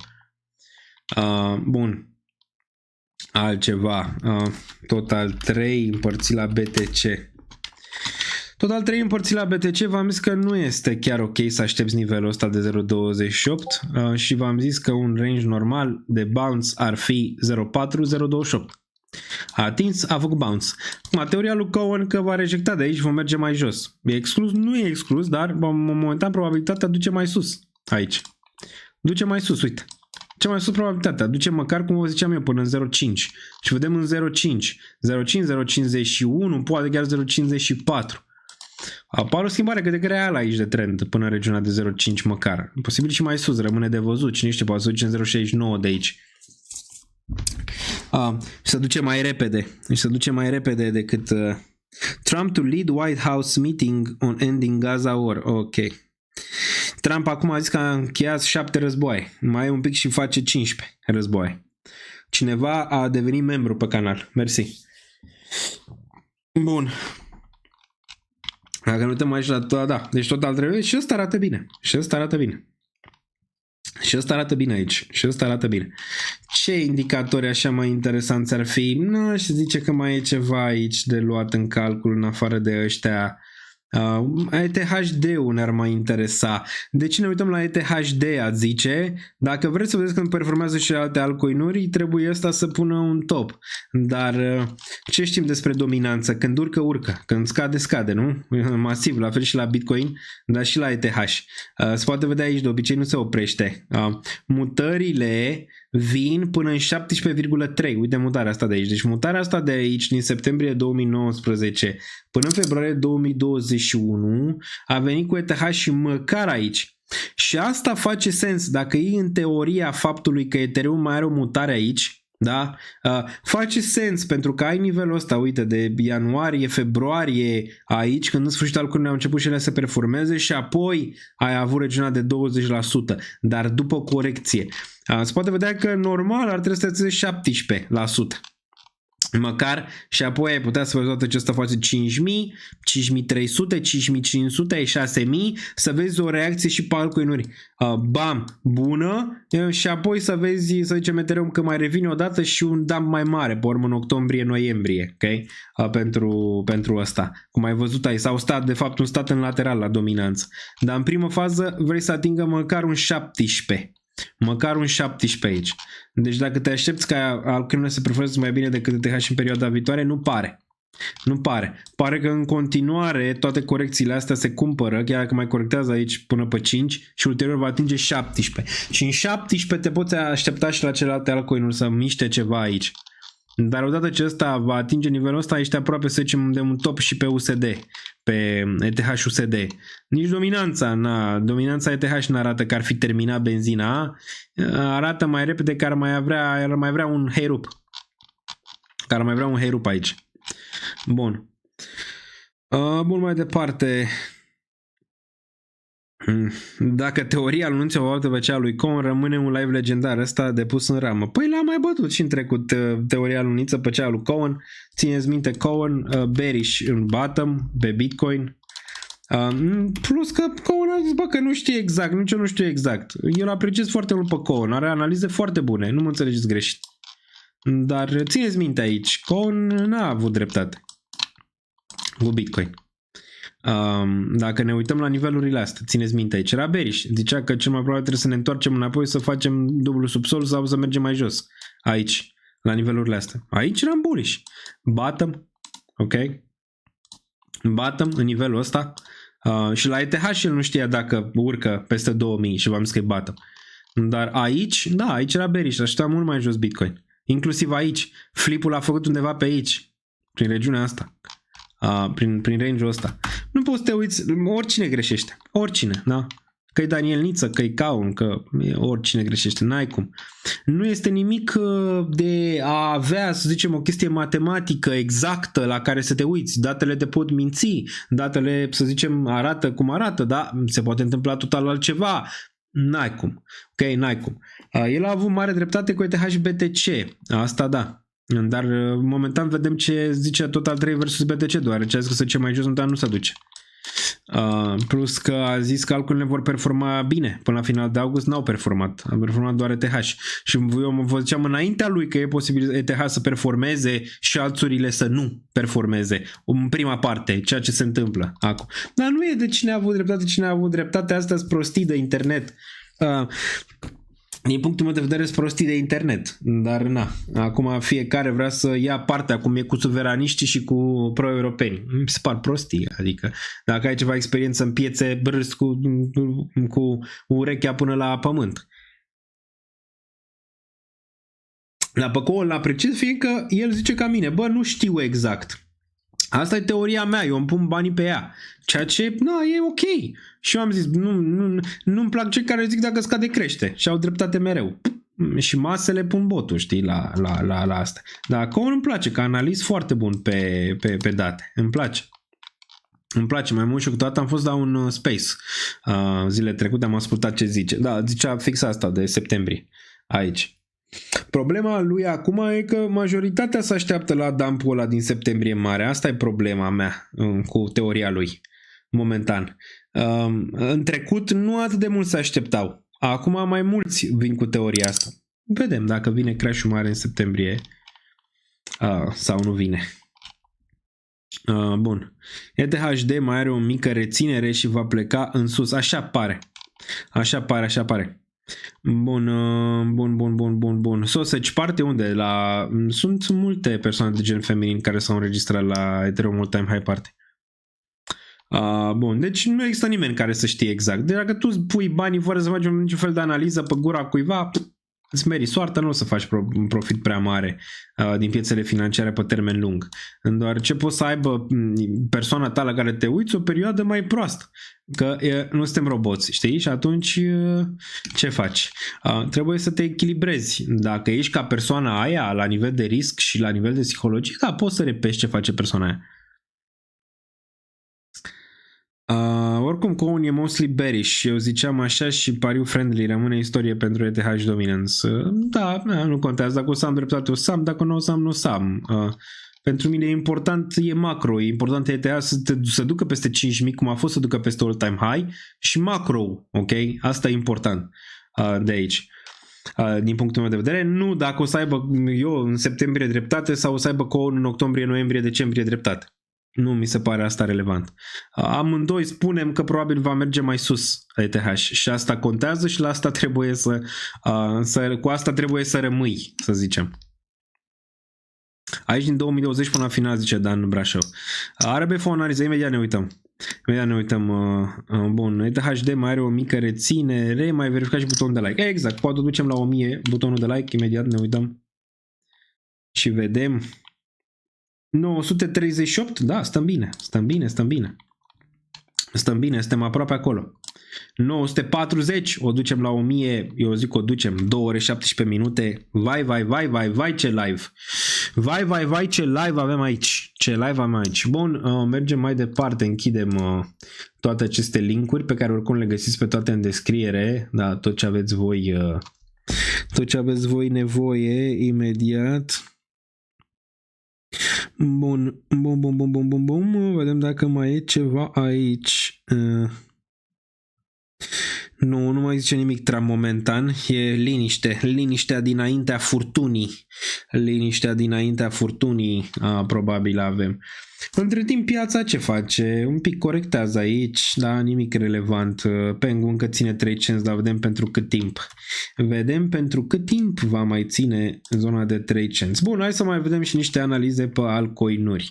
Deci pe termen scurt ETH arată un big bearish la fel ca Bitcoin pentru că nu și-a găsit încă un bottom Bitcoin și asta e problema. Dacă vreți să ne uităm și la ETH pe termen scurt, ar putea retesta, eu zic că minim 4400 aici. Ar fi foarte frumos să retesteze 4400 să țină un minim în urcare aici.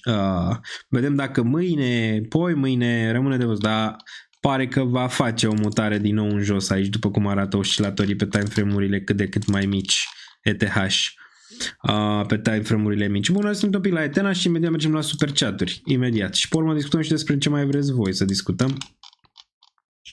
Dacă ne uităm la Ethena și ea, cross între 9 și 21 EMA, n-arată forță aici, ce arată chiar, dacă te uiți pe timeframe-urile mai mici, un pic bearish, da? E sub nivelul de 0.63, targetul ar fi înapoi la 0.55 momentan. Și ar putea încerca din nou un fake out sub nivelul ăsta cum a făcut aici, ar putea să mai încerce unul aici, ca ulterior să testeze zonele superioare, spre asta și înclina momentan. Aici vine 55 și 100 EMA, probabil aici vei găsi bottom încă o dată de la ENA. A ce seamănă asta? Seamănă acea chestie pe Wall Street Cheat Sheet care se numește raliul ăla de necredință. Okay? Disbelief. Raliul din disbelief în ceea ce privește Ethena sau altcoin în general, dacă te uiți la Arbitrum, pare disbelief. Vedem cât de mult vine corecția asta din disbelief aici, dar ulterior vom vedea 94, în probabilitate bună, 94, 103 și poate chiar mai sus aici pentru Ethena. Dar momentan n-a, vezi, RSI-ul încă nu e prietenul tău aici, n-a rejectat, n-a dat tot înapoi.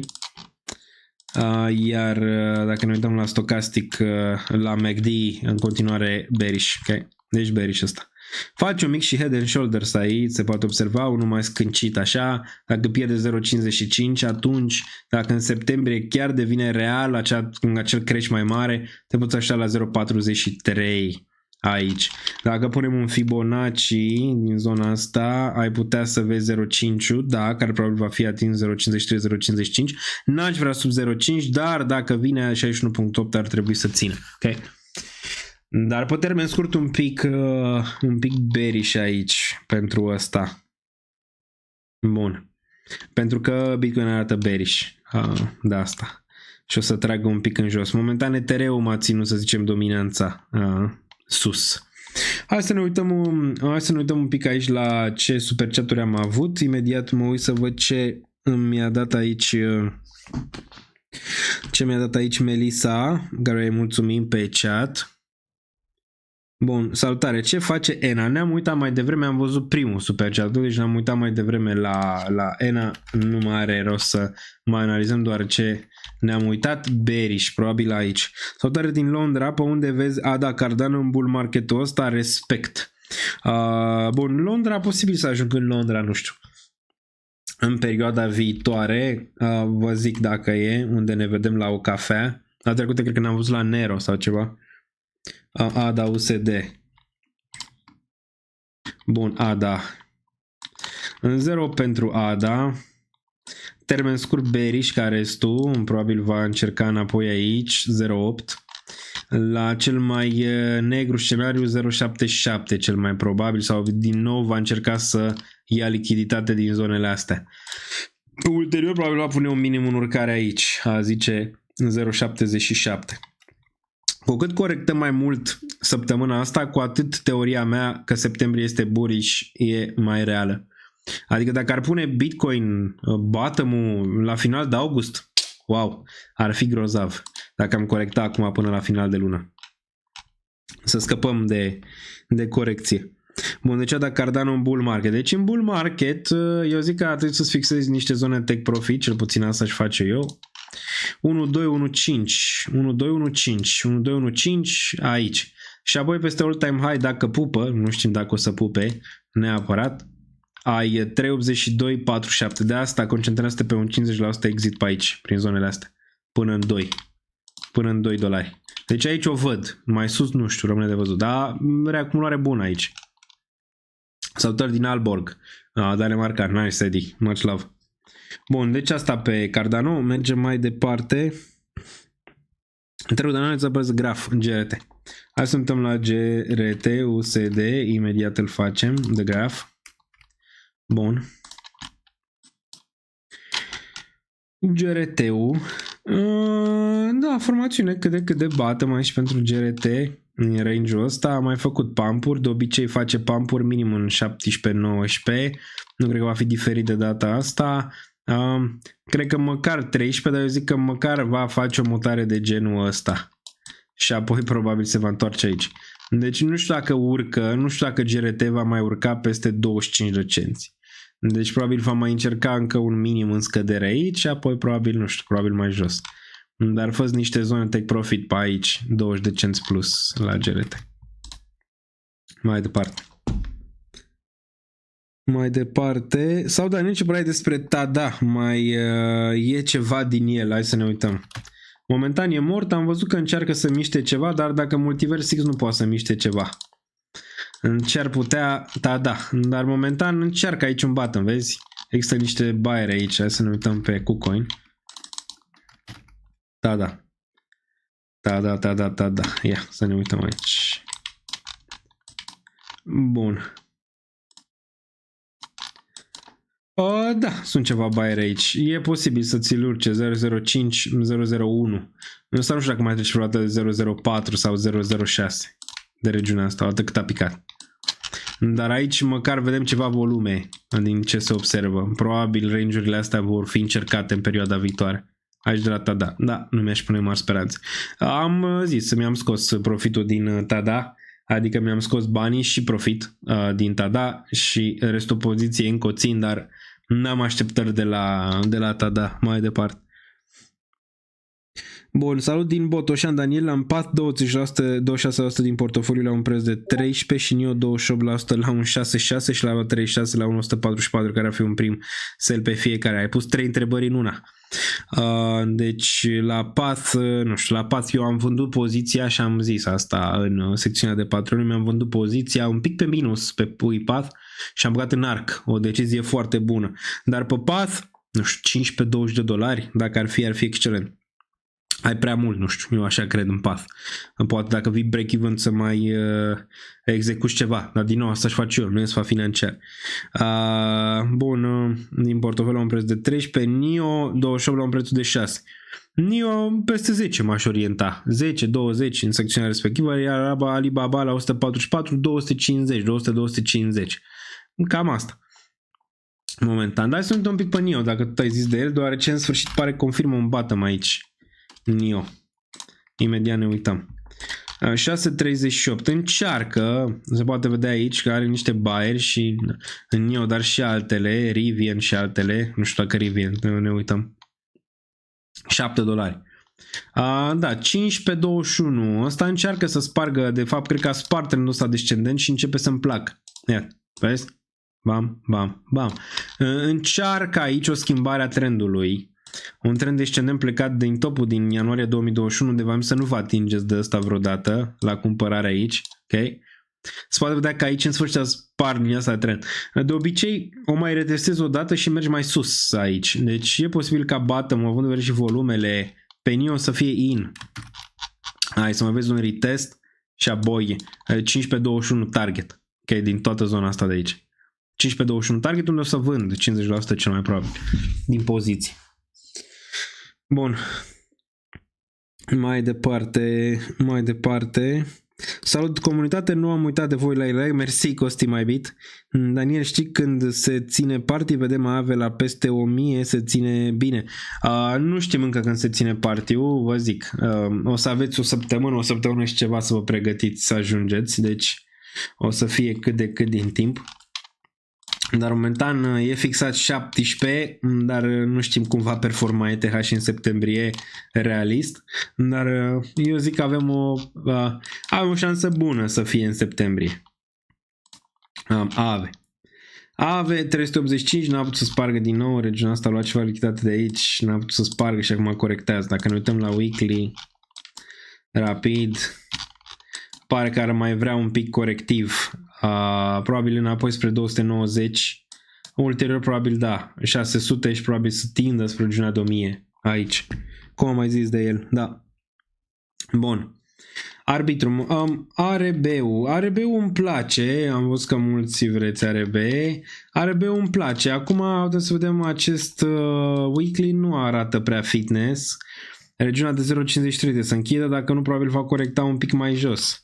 Gen va corecta 0.46, adică un maxim 0.43-0.39 de ochit aici, în caz că se corectează. Deci asta ar fi o zonă de ochit dacă vrei să mai adaugi la Arbitrum.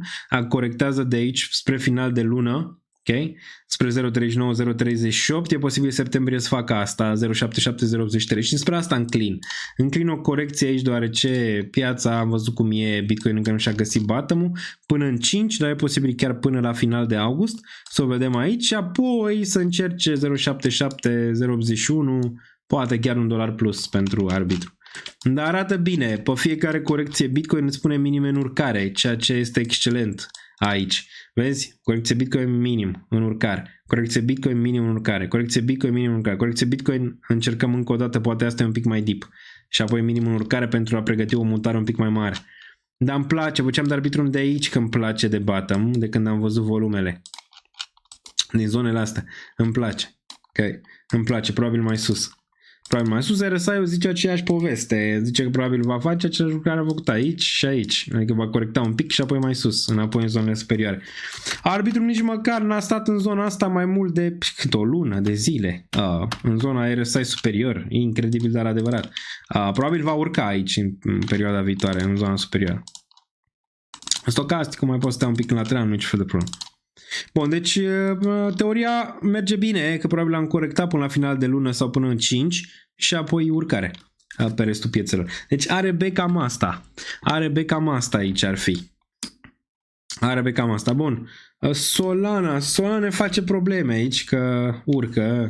Nu ne place. Acum Solana e ca ETH din trecut. Când urcă vin corecții pe piață.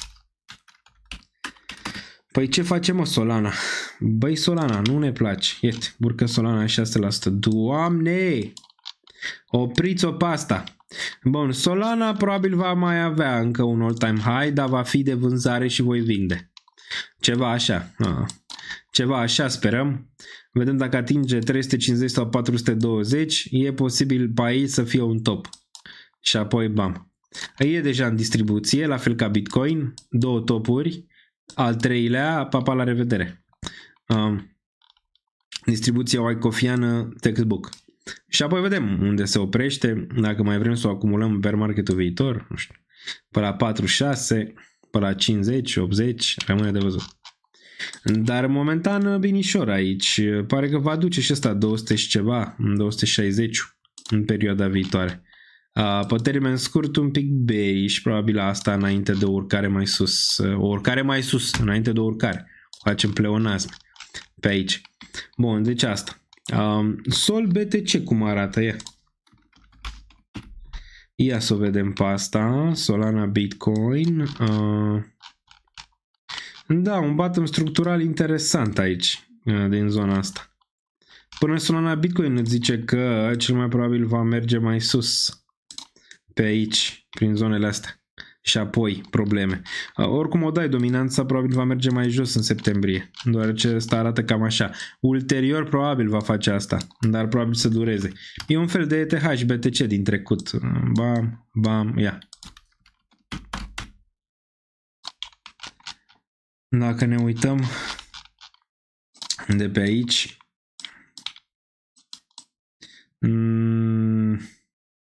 da, nu știu, pe aici ar putea să fie. Pe aici ar putea să fie. Până în zona asta. Și apoi să urmeze asta. Rămâne de văzut. La Solana. La Solenza.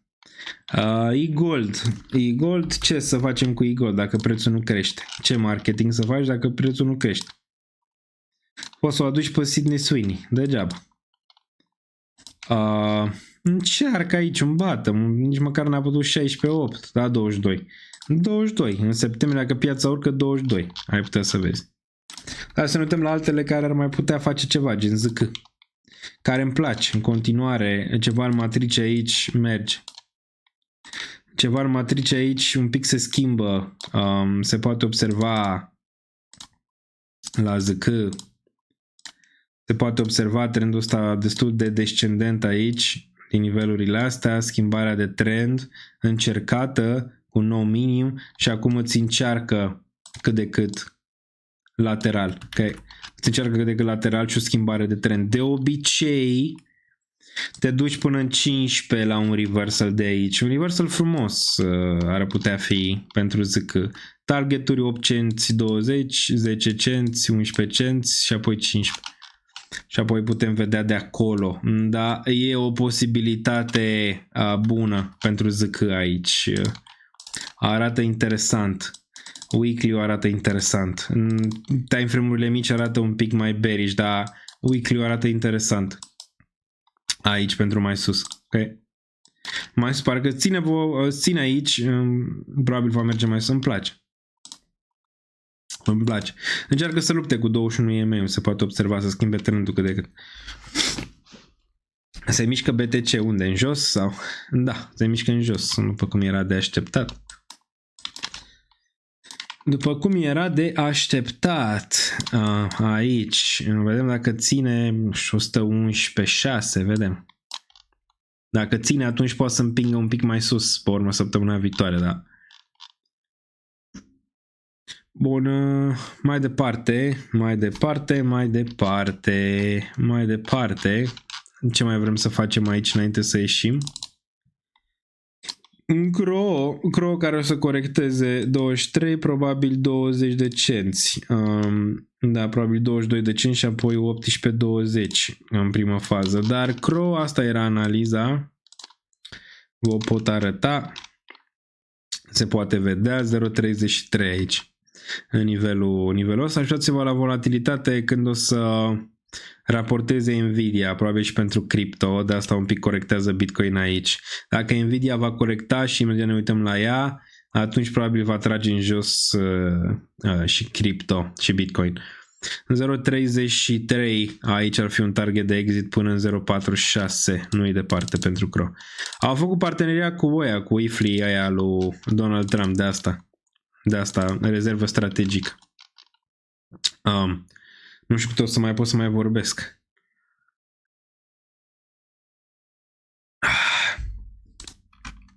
BIM X. BIMX. Hai să ne uităm un pic. Încă un fake out să-ți confirme sub regiunea asta e încă posibil. Ulterior probabil peste 1 cent și ulterior 2, dar momentan probabil asta va veni de aici, corecția asta de aici. Bun, deci cam asta pentru BIM, un pic corectiv. Am altceva ce ar fi interesant. Ne uităm, nu prea vedem PITH-ul, da, PITH-ul interesant, ne uităm PITH-ul aici, un pic corectiv, dacă ține 11 e ok, ulterior probabil mai sus, înapoi spre 19, probabil o face o mutare în zona de jos și apoi vom vedea mai sus. Hai suntem la cripto de urmărit, ne interesează Pengu care arată groaznic aici, pe time frame-urile mari și mici momentan. Mari n-arată așa rău, deoarece încă ai de dat din mutarea asta, dar dacă te uiți la daily, destul de clar va testa 0.26-0.22 aici. Mutarea unde devine 0.5, minim 0.5-0.2 și asta e posibil 61.8 la 0.22. Asta ar fi bun de prins aici, 1.7, 1.8, un pic sub 2 cenți ar fi bun dacă ar veni pe corecții. Deoarece cred că ulterior, dacă va face asta, ulterior va face iarăși o mutare în sus. Poate mai adaug și mai sus, rămâne de văzut pe Pengu, volumele se strimtorează, urmează o mutare un pic mai mare, dar probabil va fi în primă fază mai jos pe Pengu după cum arată, iar aici RSI-ul n-a dat tot în jos, mai are de oscilat în zona inferioară, la fel stocasticul, iar MACD ți-a făcut cross. La weekly nici măcar nu avem ce discuta, da? Buyerii nu mai sunt atât de mult în control. Ai 21 EMA-ul care vine spre 2.4. Deci poți să te aștepți în continuare la corecție aici de la Pengu. Până pe 5 probabil va pune și ăsta bottom. Aici. Pump, interesant. Cât de cât, dar mi se pare un risc mare. Dacă se întoarce spre range-urile astea cum a făcut Pengu, atunci da. Dacă s-ar întoarce, în continuare nu pare atât de fitness și ar vrea mai mult în zonele astea. Aici ar fi interesant, spre zona asta de jos, că apoi avea un pump destul de mare, la fel ca la Pengu în zonele superioare. Îl ținem pe radar, move, pe radar, la fel, dacă atinge spre zonele astea ar fi un trade bun de aici, de cumpărat. Grass, ăsta am zis că de shortat, mai ales dacă atinge zonele astea, nici ăsta ar fi un trade bun dacă ar atinge regiunile astea de aici. Walrus, nici ăsta nu mă convinge, dacă atinge zonele astea, da. D-Book, nici, nu mi se pare interesant, dar în așteptare aici, în așteptare de niște poziții. În așteptare. Hai să mergem un pic și pe Stonk, să vedem ce se întâmplă aici. PLTR-ul corectează.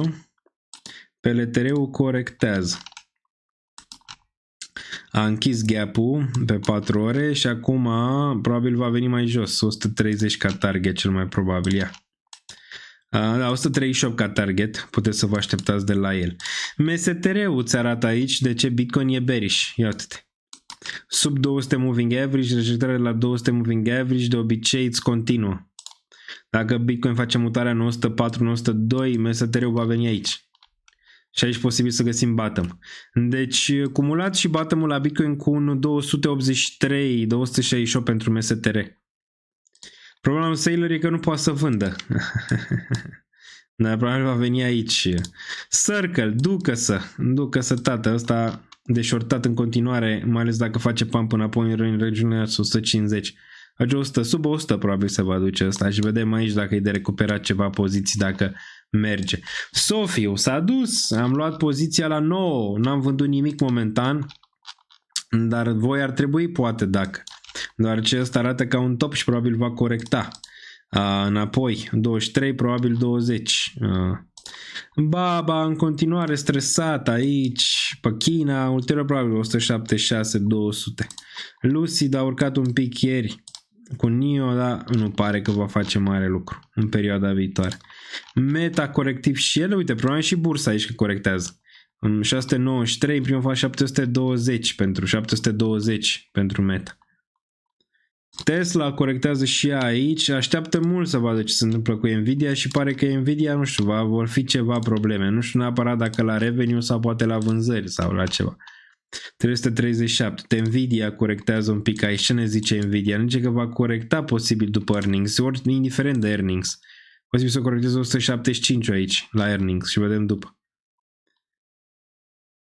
Nasdaq-ul lateral, dar și ăsta corectiv un pic pe termen scurt. Medianul neutru, termen scurt un pic bearish. Probabil va încerca o corecție aici în 23.294.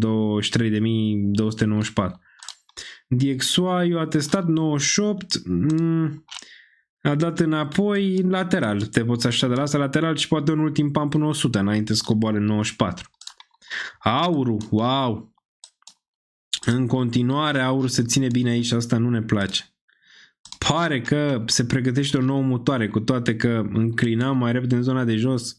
Pare că în primă fază ai putea să iei lichidate din nou de pe aici înainte să faci o mutare de genul ăsta de la aur. Foarte interesant. S&P-ul pe de altă parte arată mai bine. Tech-ul momentan are probleme pentru că Nvidia, dar S&P-ul chiar a făcut all-time high azi. Se poate vedea, da. 6486, wow. Pentru S&P mai avea pe urmă 6500. 6500 țineți cont că era targetul meu de la începutul anului, pe acele previziuni pe care le aveam multe. 6500. ETH era undeva peste all-time high, nu știu, 5000-6000. Vedem dacă îl atinge. Bitcoin știm foarte bine, all-time high l-a atins. Multe previziuni de la începutul anului s-au întâmplat, chiar dacă începutul a fost anevoios. Și ne-a dat un pic niște emoții.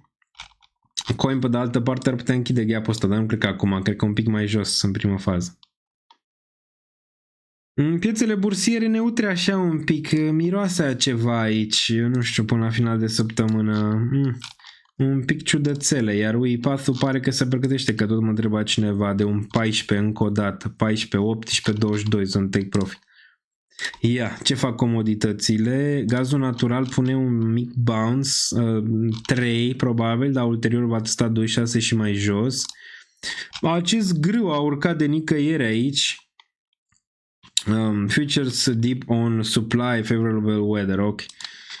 Bun, deci avem mai mult grâu, că e vremea bună. Regiunea de 460 rămâne valabilă aici, la fel și la orez, probabil mai jos 97. La cafeaua stă bine, din ce în ce mai scumpă, parcă se pregătește de all-time high. Iar petrolul și nu ploiești, că nu plouă, avem mai jos probabil, undeva spre 61. Bonds, avem TLT în corecție cu restul aici, interesant, totul se ține neutralitate. US10 ce și-a luat aici o corecție mai mare. Probabil va veni mai jos. Bondurile US2 și mai mare, se poate observa și probabil va corecta și mai mult. Probabil undeva la 3.5 aici, în range-ul ăsta. Da, asta arată un pic de probleme pe piețe, corectează aici. Na, asta de obicei corectează când se taie dobânda, ce-i drept. Și pare că se va tăia după cum arată, dar și când sunt probleme economice. Dar când e de inflație, de obicei urc. De ce? Păi în momentul când sunt probleme economice, investitorii vin și bagă în aceste bonds guvernamentale. Și atunci când investorii bagă, yield-ul scade, corect? De asta. Și pare că investorii cumva se refugiază momentan un pic aici. Cron, ne-am uitat mai devreme, nu știu unde ai fost la el, da, a făcut parteneriat cu nu știu cine, cu FLI al lui Trump. 112.000, pică ETH-ul, băi băieți, ce ați făcut? Ce ați făcut? Murim!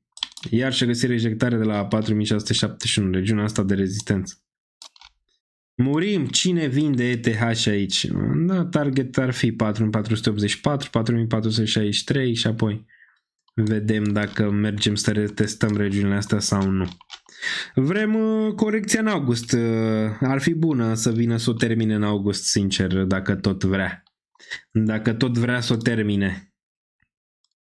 Bun, ce piețe financiare mai avem aici? N-am analizat. Că am analizat cam tot ce se putea analiza. ETF-urile. Hai să ne uităm un pic pe ETF-urile de ETH. Pe ETHA, de exemplu. Care a avut all-time high, fără așa, noaptea ca hoții, vezi?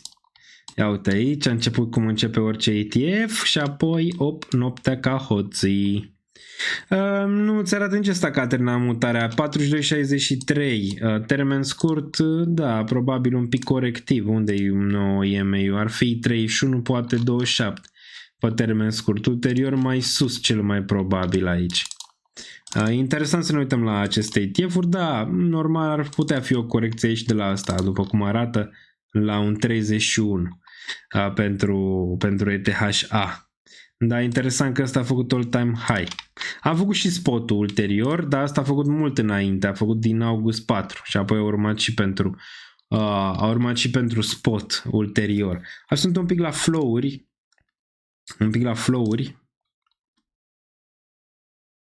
Dacă ne dăm la flow-urile pe ETH, putem să observăm că în continuare se adaugă, da, 21, 22, 25, 26. Am mulți ETH aici, inclusiv BlackRock cumpără. A avut aici un exit de 63.000, dar ulterior a revenit și a cam luat înapoi. În continuare, flow-urile sunt excelente instituționale aici. Action după ieșirile astea de aici, un pic, da, se poate observa aici, bam, bam, bam, bam, bam, bam, bam, revenire foarte puternică aici pentru flow-urile instituționale. Vedem azi, probabil tot pe plus va fi.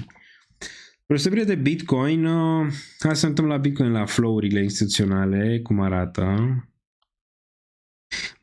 Mai multe ieșiri aici, vezi, în Bitcoin. Ia uite câte ai avut aici. Bam, bam, bam, bam, bam, bam, bam. Aici ai avut 800 de Bitcoin, dar nu atât de mult. Hai să suntem pe USD.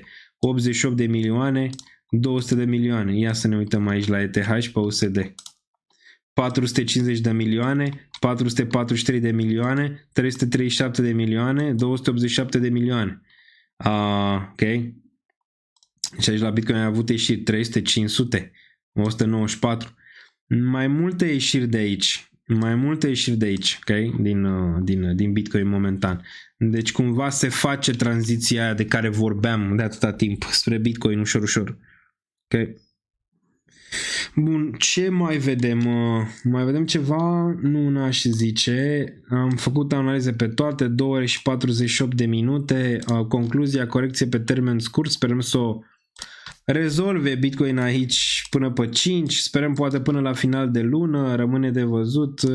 Weekly-ul ăsta, dacă vrea să salvezi, trebuie să închide pe 116, 114, 6, regiunile astea de aici. Dar momentan mai poți să mai ai încercări. ETH la fel, săptămâna asta țineți ochii pe regiunea de 4480, să se închidă peste 4480 și e ok, suntem aproape de all-time high în continuare, nu e nimic wow aici, TIA, putem să ne uităm și la TIA înainte să ieșim.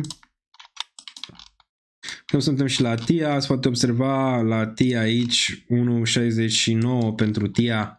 N-am mai făcut minim și asta este bine. Dacă ar ține nivelul ăsta de 1.56 ca suport, ar fi excelent. Acum vrei urcare peste 2.6 ca să-ți confirme bottom-ul ăsta de aici. Arată că ar vrea, RSI în zonele de jos, toate cele, are suficient. Acum vreau să spargă nivelul ăsta de descendent, doar ce sparge, nu știu, un 3.2, probabil va performa, dar mai are un pic aici, iar volumele încă nu sunt cele mai bune momentan. Dar arată că ți încearcă niște minime în urcare și ulterior probabil va testa 3.3. 3.3 pentru TIA. Hai să mergem la niște știri. Dacă mergem pe Twitter și căutăm cripto aici, imediat. Imediat.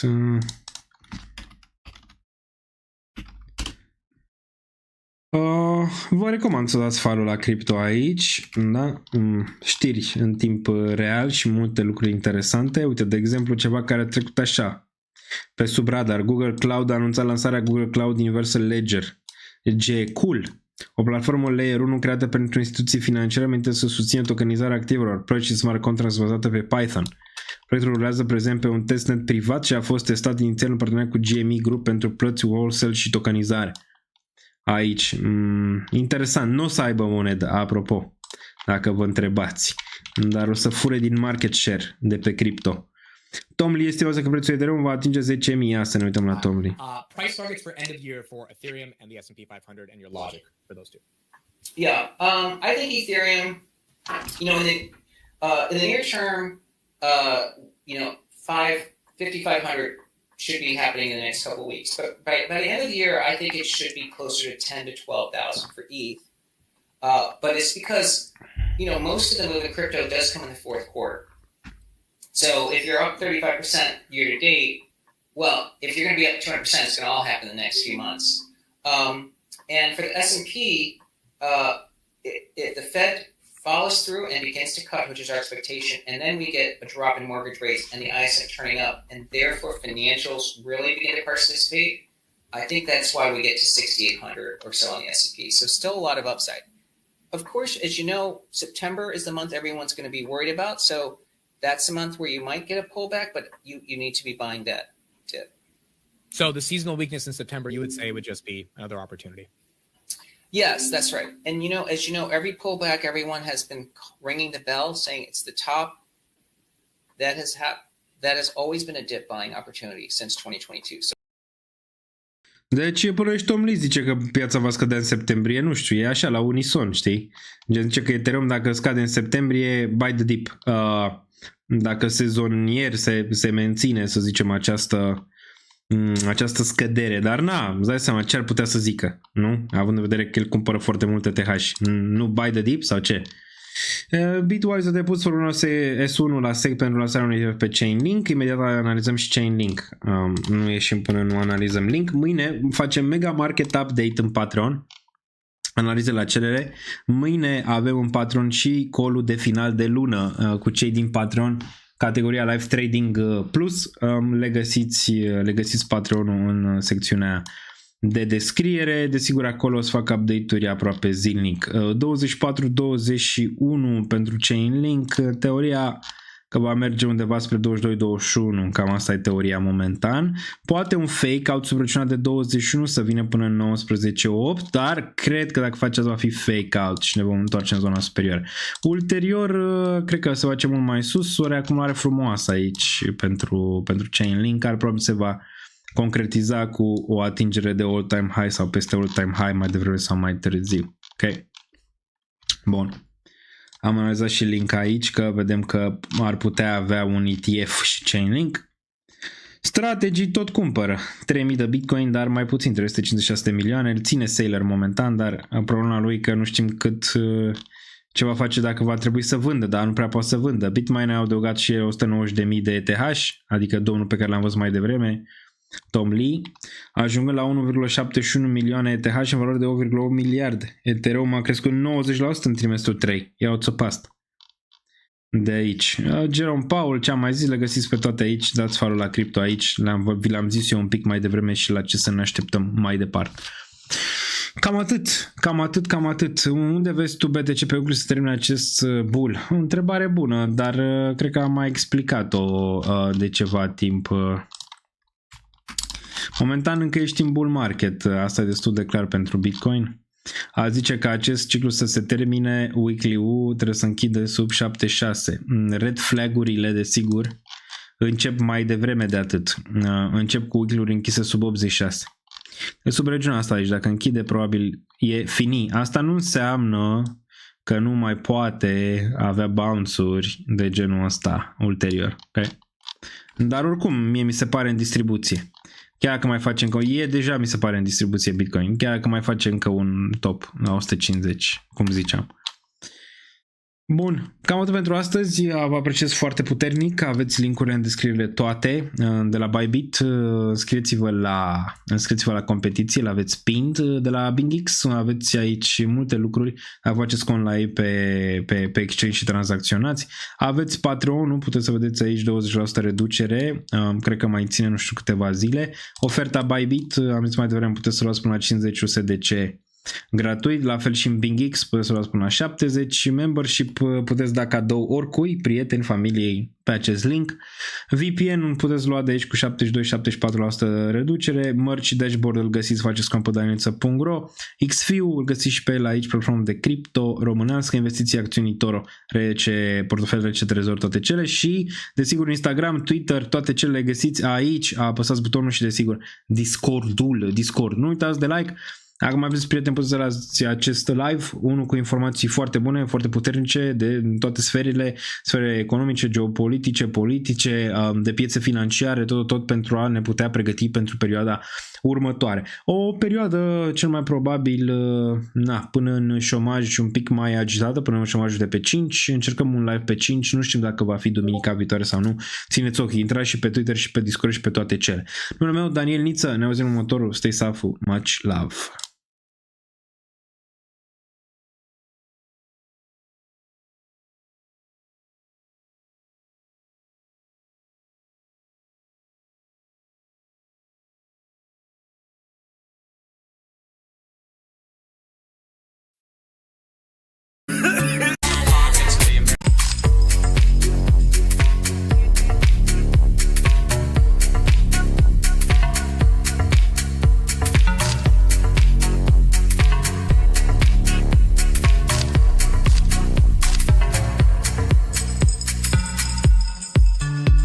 Banii, să nu vă... încă nu e investit, nu e cheltuit. Nu mai am niciun leu.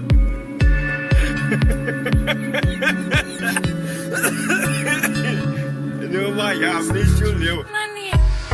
Ce clădim, ca cum a spus meșterul Manole, ce a clădit ieri, a căzut alalt, cade și după aia e de la capăt.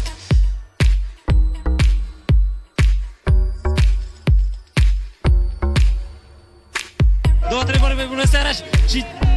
Bravo, Bobe! Două, trei cuvinte și... Bravo, Bobe!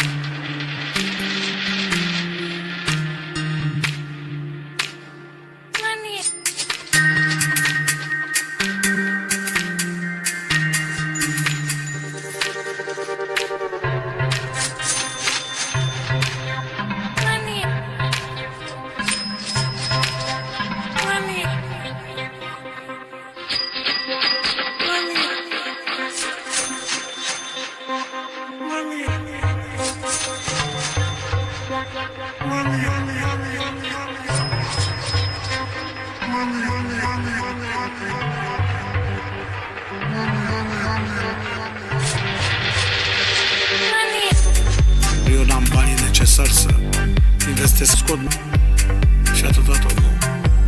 Mă pricep cu criptomonede și cu astea. Pentru un lapte bătut și un sandwich mi-ajunge.